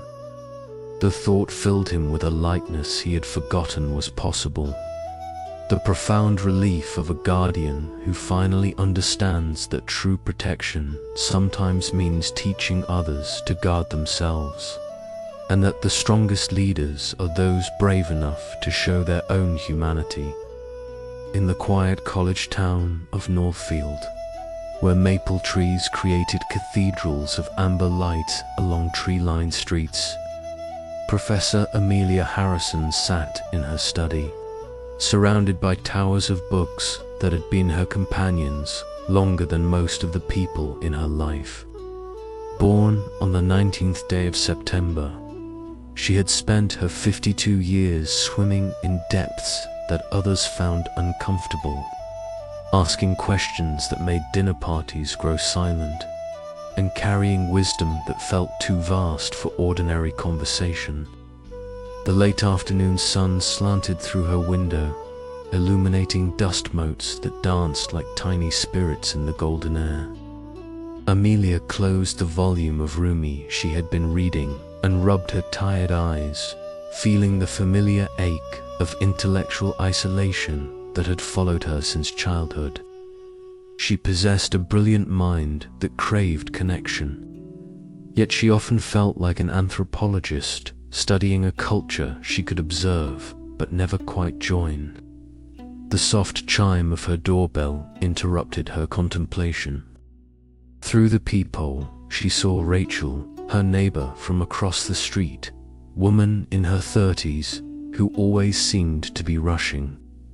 Between her job at the marketing firm and her responsibilities as a single mother to twin boys. "I hope I'm not bothering you, Professor Harrison," Rachel said when Amelia opened the door, her voice carrying an unusual tremor of vulnerability. "I know we don't really know each other well, but I've been watching you from my window sometimes, reading in your garden, and you always look so peaceful, so centered. I was wondering if maybe ... could we talk?"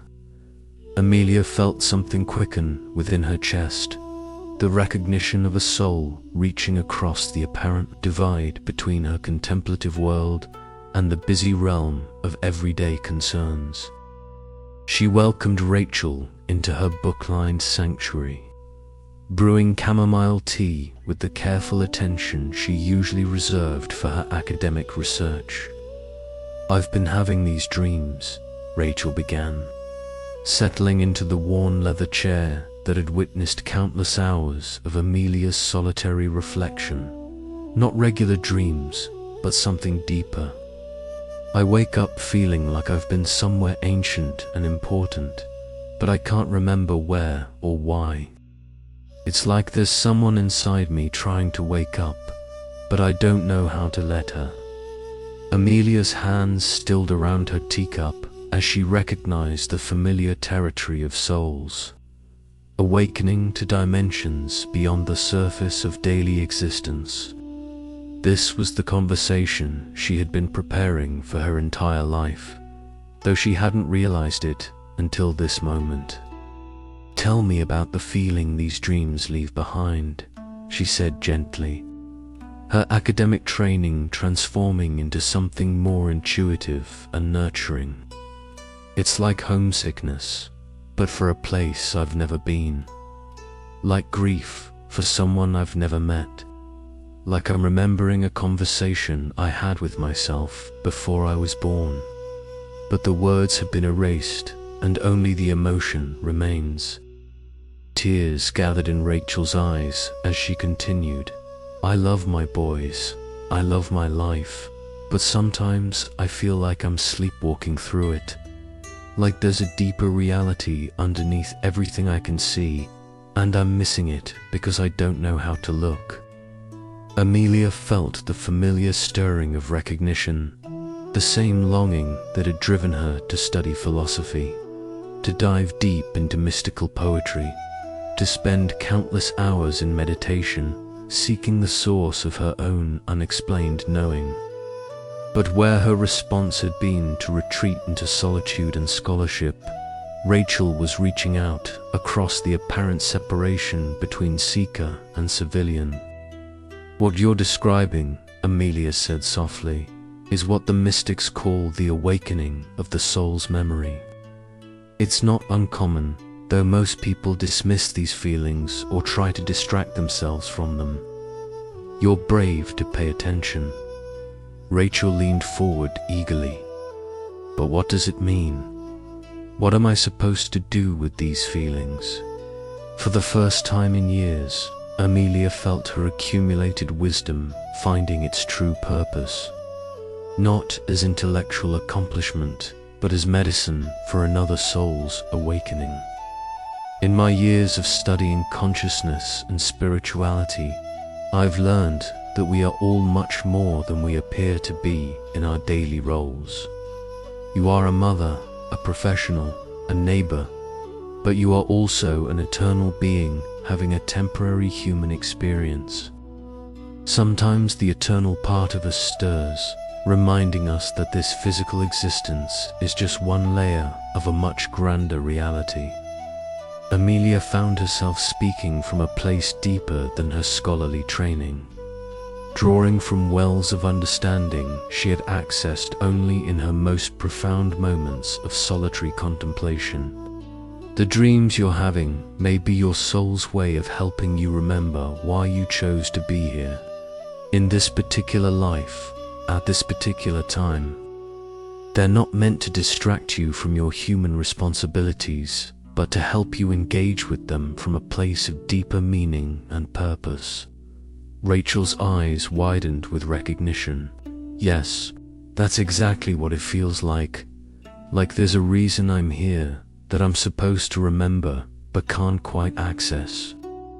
The beautiful thing, Amelia continued, feeling something inside herself opening like a flower that had been waiting decades for the right conditions to bloom, is that you don't need to abandon your ordinary life to honor these deeper stirrings.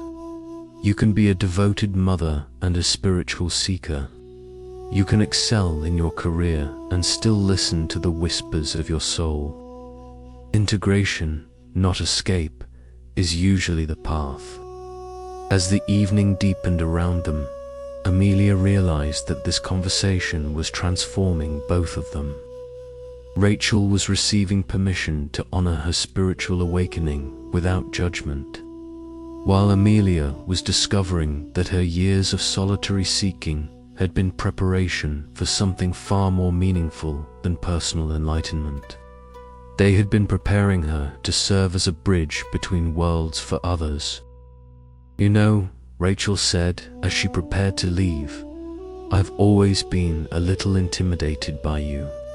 You seem so wise and complete, like you have access to truths the rest of us are missing. Amelia laughed with genuine surprise. I've always felt like I was missing the secret to normal human connection. Like everyone else knew how to live in the world, while I could only observe it from the outside. Maybe that's the gift, Rachel suggested with sudden insight. Maybe you learned to see clearly, precisely because you weren't caught up in all the noise. And maybe I'm learning to seek depth, precisely because I've experienced what it feels like to live only on the surface. As Rachel crossed the street back to her house, Amelia stood in her doorway, feeling something she had never experienced before: the profound satisfaction of sharing her deepest gifts in service to another's awakening. Her years of solitary seeking had not been selfishly spent, but had been accumulating wisdom for moments exactly like this. For the first time in her adult life, she understood that her contemplative nature was not a barrier to connection, but a doorway through which others could access their own capacity for depth and meaning. Her role was not to escape the world, but to help others discover the sacred dimensions that existed within their ordinary lives. That night, as Amelia prepared for sleep, she felt the ancient loneliness of the spiritual seeker transforming into something entirely new. The deep fulfillment of a wisdom keeper who had finally found her way to share the treasures she had discovered. In solitude with souls who were ready to receive them. There is something sacred about the moment when you first hold a compass in your palm and watch its needle swing toward magnetic north. No matter where you stand on this vast earth, no matter how lost you might feel, that slender arrow knows exactly where it belongs. It points steadily toward home with an unwavering certainty that transcends confusion, doubt, or the disorienting maze of daily concerns. Your birth date functions as such a compass not predicting your destiny, but pointing you toward the magnetic north of your soul's deepest intentions for this lifetime. It whispers of the particular gifts you brought from other existences and the specific growth you chose to explore in this one. It speaks of ancient patterns seeking resolution and dormant potentials ready to bloom into conscious expression. When you understand this sacred technology of timing, you begin to see that nothing about your arrival was random. The cosmic conditions present on the day you drew your first breath created an energetic field perfectly calibrated to support your soul's curriculum in the University of Human Experience.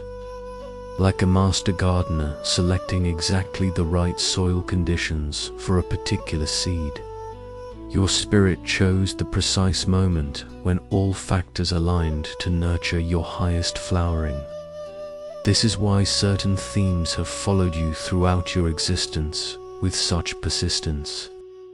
This is why particular types of people appear in your life with curious regularity. This is why specific challenges arise again and again, each time offering you a deeper opportunity to master lessons your soul came here to integrate.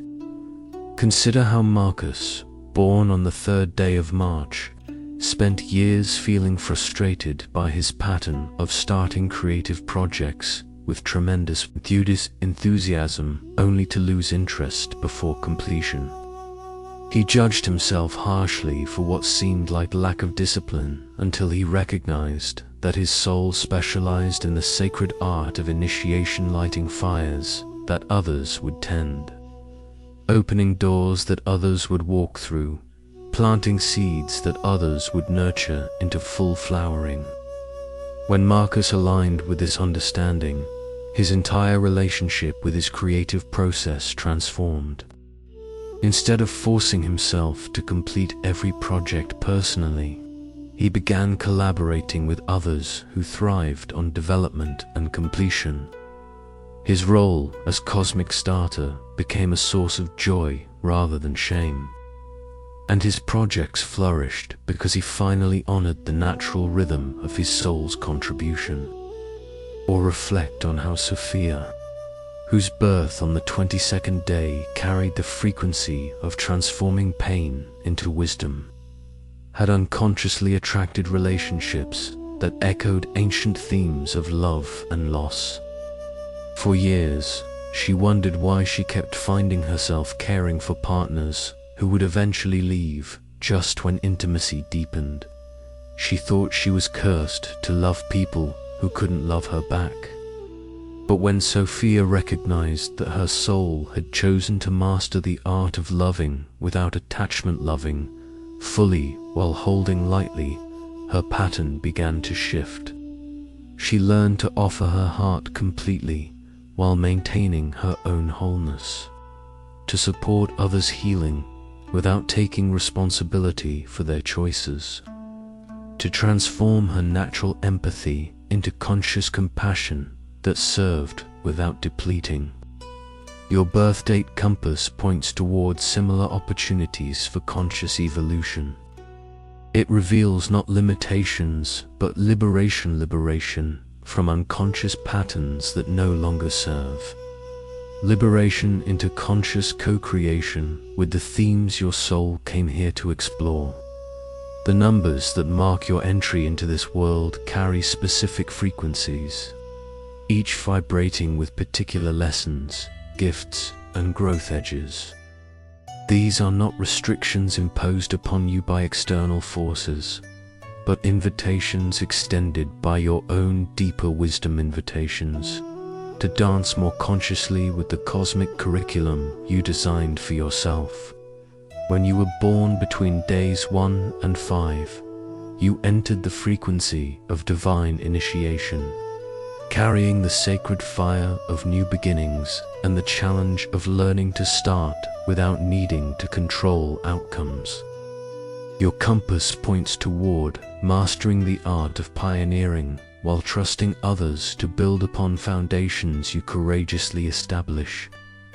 If your birth fell between days 6 and 10, you stepped into the vibration of healing service, blessed with natural gifts for mending what is broken and cursed, with the tendency to wound yourself in the process of healing others. Your compass guides you towards sustainable compassion, learning to serve from overflow rather than depletion. Those born between days 11 and 15 entered the field of protective guardianship, naturally becoming pillars of strength for others, while struggling with the weight of constant responsibility. Your compass directs you toward shared leadership, discovering how to be strong while allowing others to be strong for you. Birth between days 16 and 20 placed you in the frequency of contemplative seeking, gifted with natural access to profound wisdom, yet challenged by feelings of isolation or misunderstanding.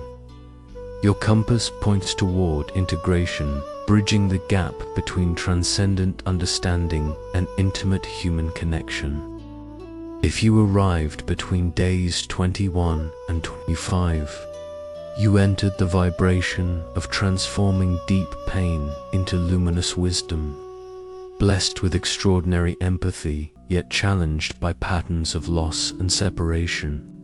Your compass guides you toward conscious love, learning to open your heart completely while maintaining healthy boundaries.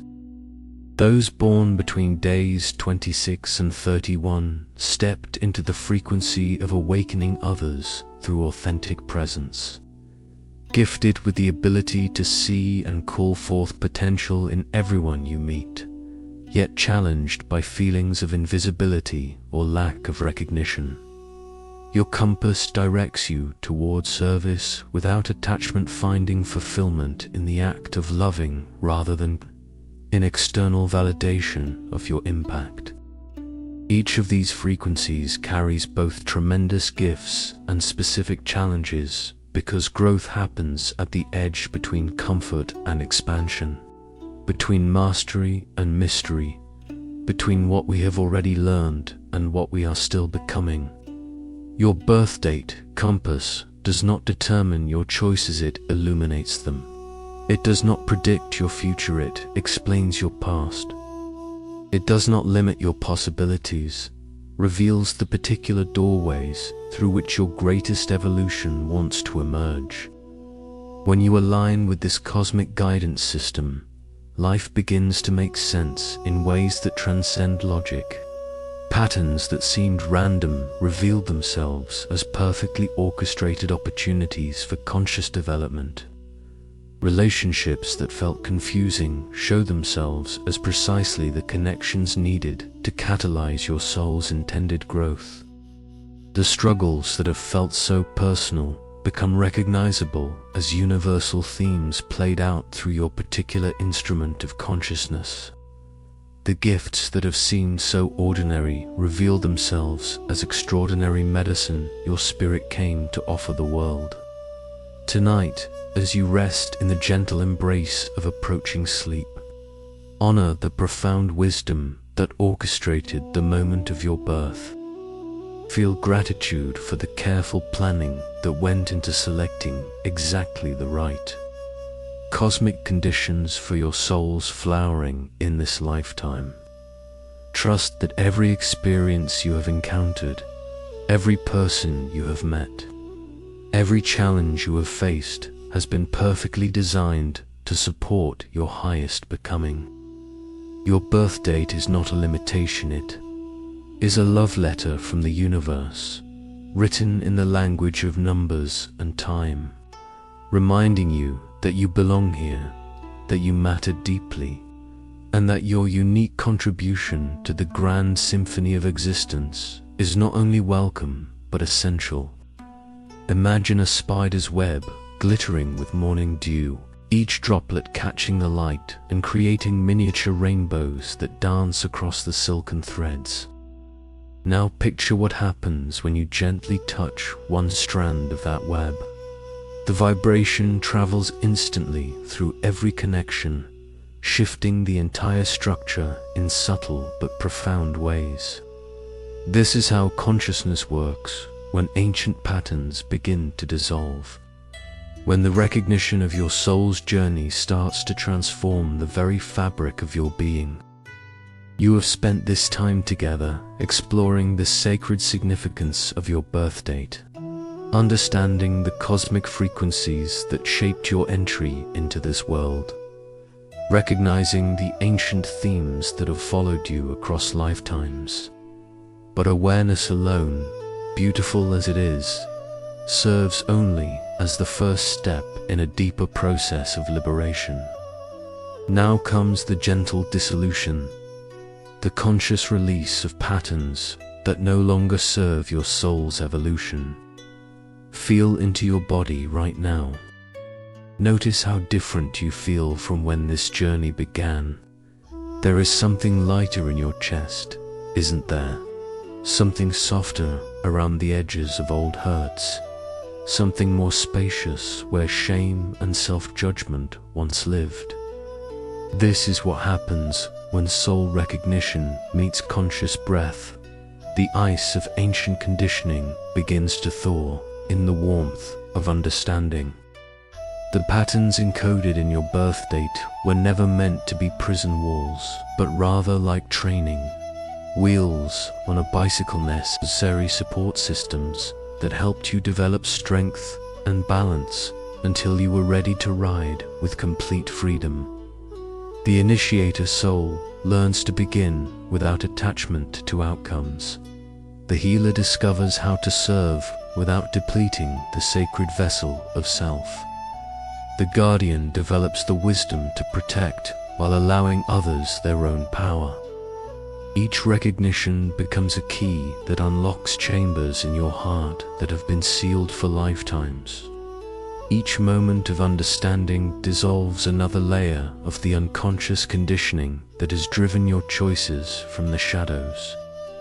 You begin to respond to life from conscious awareness rather than reacting from ancient wounds.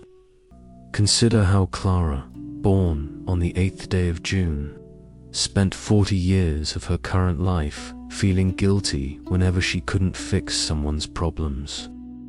Her healing gift had become a burden because she believed that her worth depended on her ability to take away others' pain.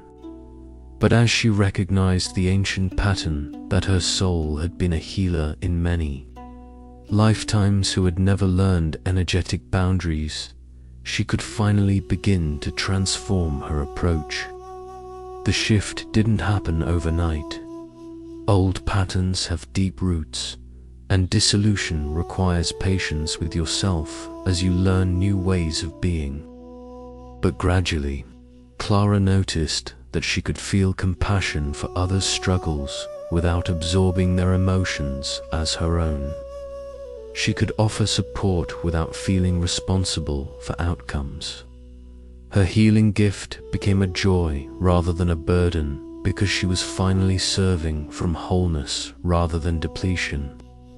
This is the medicine available to you right now, the gentle dissolution of whatever has kept you trapped in cycles that no longer serve your highest good.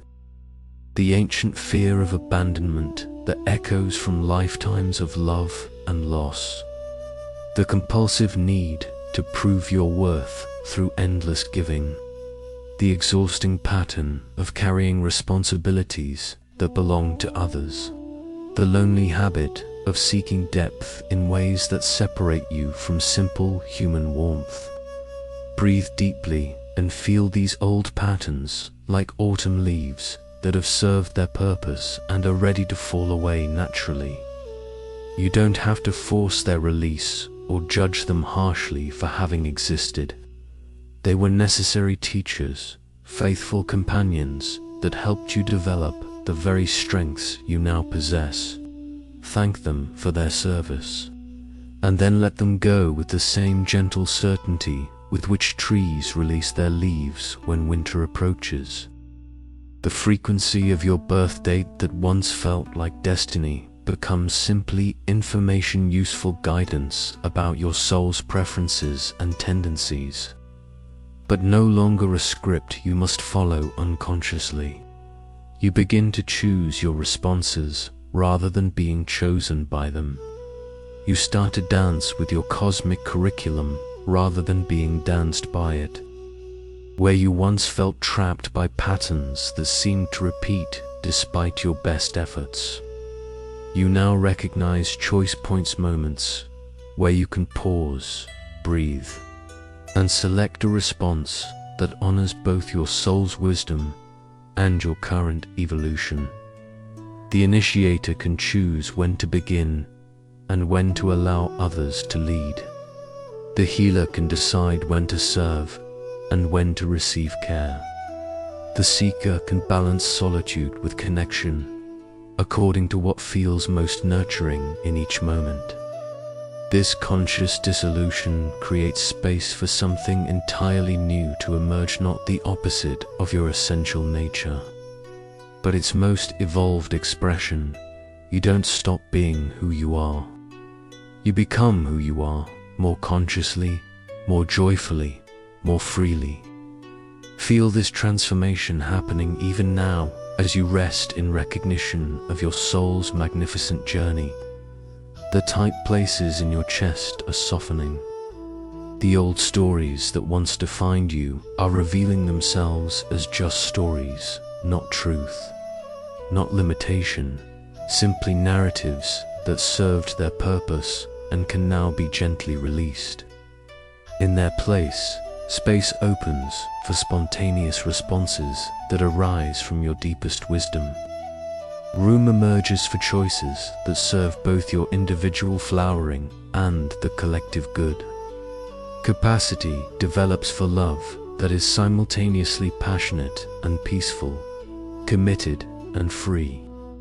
The ancient patterns dissolving doesn't mean you lose your gifts.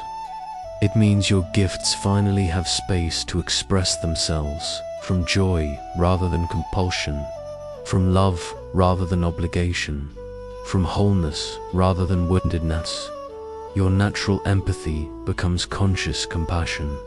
Your protective instincts transform into wise boundaries. Your seeking nature matures into integrated wisdom. You are not becoming someone different. You are becoming someone more authentically yourself, the self that exists beneath all conditioning, beyond all patterns, at the luminous core of your being, where love has always lived, waiting patiently for you to remember your own magnificence. As these old patterns continue their gentle dissolution, trust the process completely. Trust that what is falling away no longer serves you. Trust that what is emerging will support your highest evolution.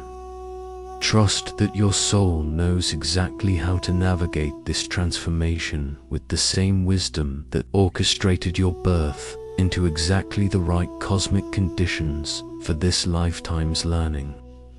The web of consciousness that connects all beings vibrates with the frequency of your liberation.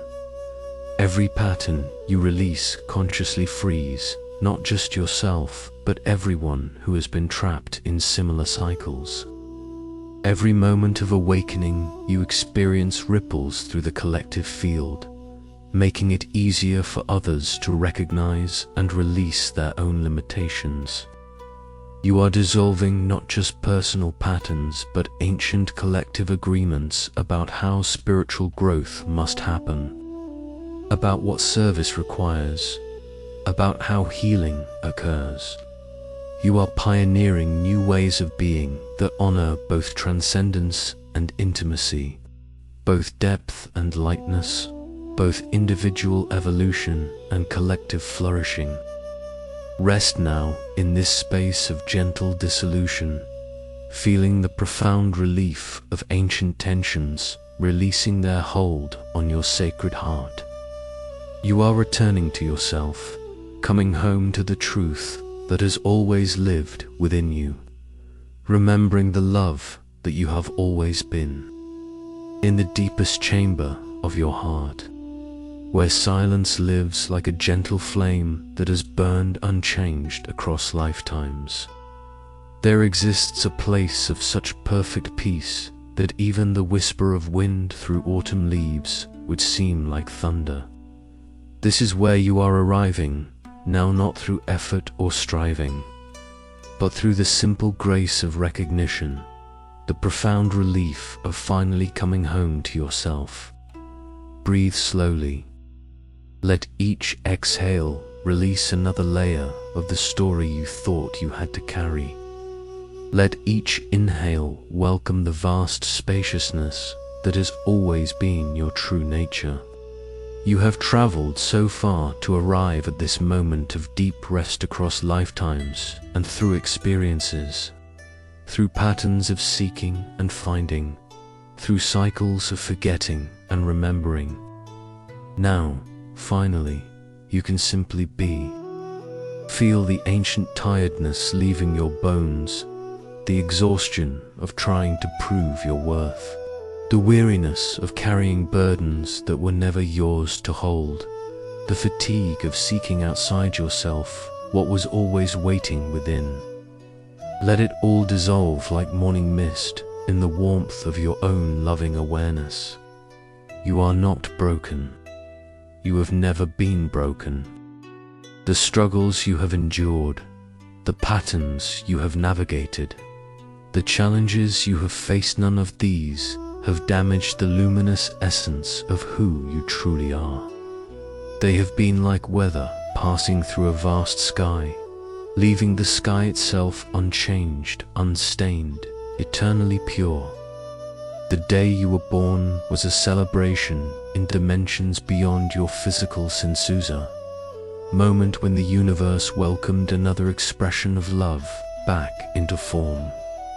Another opportunity for consciousness to know itself through the beautiful vessel of your unique being.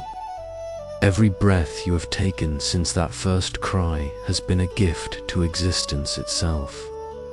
Your birth date, with its sacred numerical frequency, was never meant to limit you, but to remind you of the particular song your soul came here to sing.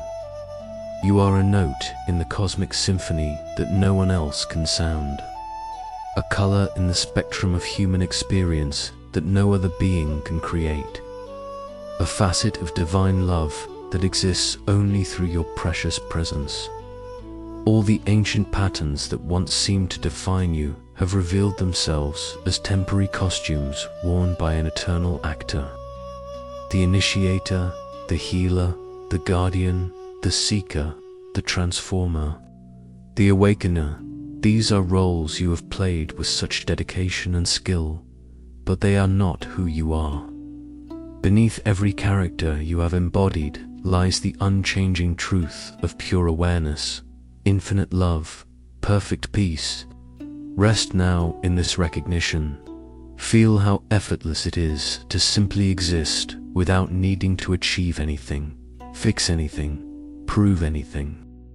Notice the profound relief of laying down all responsibilities except the gentle responsibility of breathing, of being, of allowing your heart to beat with the rhythm of unconditional love.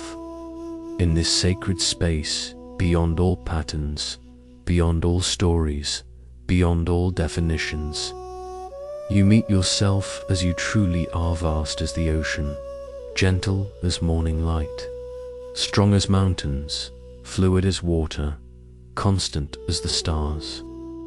You are life itself, wearing the temporary form of your name and your history, but never limited by them. The weight of other lifetimes settles into its proper place, not as burdens you must carry, but as treasures you have accumulated, wisdom you have earned, love you have learned to embody across countless experiences. Every joy you have known and every sorrow you have transformed has contributed to the magnificent being you are in this moment. You see now that you were never seeking anything you did not already possess. You were never broken in need of fixing. You were never lost in need of finding. You were always whole, always home, always held in the embrace of a love so vast that galaxies spin within its tender care. The search is over. The seeking has ended. The ancient restlessness that drove you through so many experiences finally stills in the recognition that what you sought has been seeking you, that what you loved has been loving you, that what you yearned for has been yearning for you across time and space. Feel this truth settling into every cell of your body like warm honey flowing through crystalline structures. Let it reach the places that have ached with loneliness, the corners that have hidden in shame, the chambers that have closed in protection. Let your whole being remember what it has always known in its depths. You are beloved beyond measure, perfect beyond description, precious beyond words. As sleep begins to embrace you with its healing darkness, carry this knowing with you into whatever dreams may come. You are not the one who dreams. You are the awareness in which all dreams arise and pass away. You are not the experiences that flow through your life. You are the consciousness in which all experiences appear and dissolve. Rest in this ultimate truth, this final recognition, this coming home to the peace that passeth all understanding. You have arrived at the destination that was never separate from you. You have found the treasure that was never lost. You have remembered the love that you have always been. In this moment, in this breath, in this perfect stillness, you are complete. The journey continues, but from a place of wholeness rather than seeking, from fullness rather than emptiness, from the deep joy of being rather than the anxious effort of becoming. You are home, you are safe, you are infinitely loved. You are perfectly, beautifully, eternally yourself. Let this truth be the last conscious thought before you surrender completely to the restorative embrace of peaceful sleep.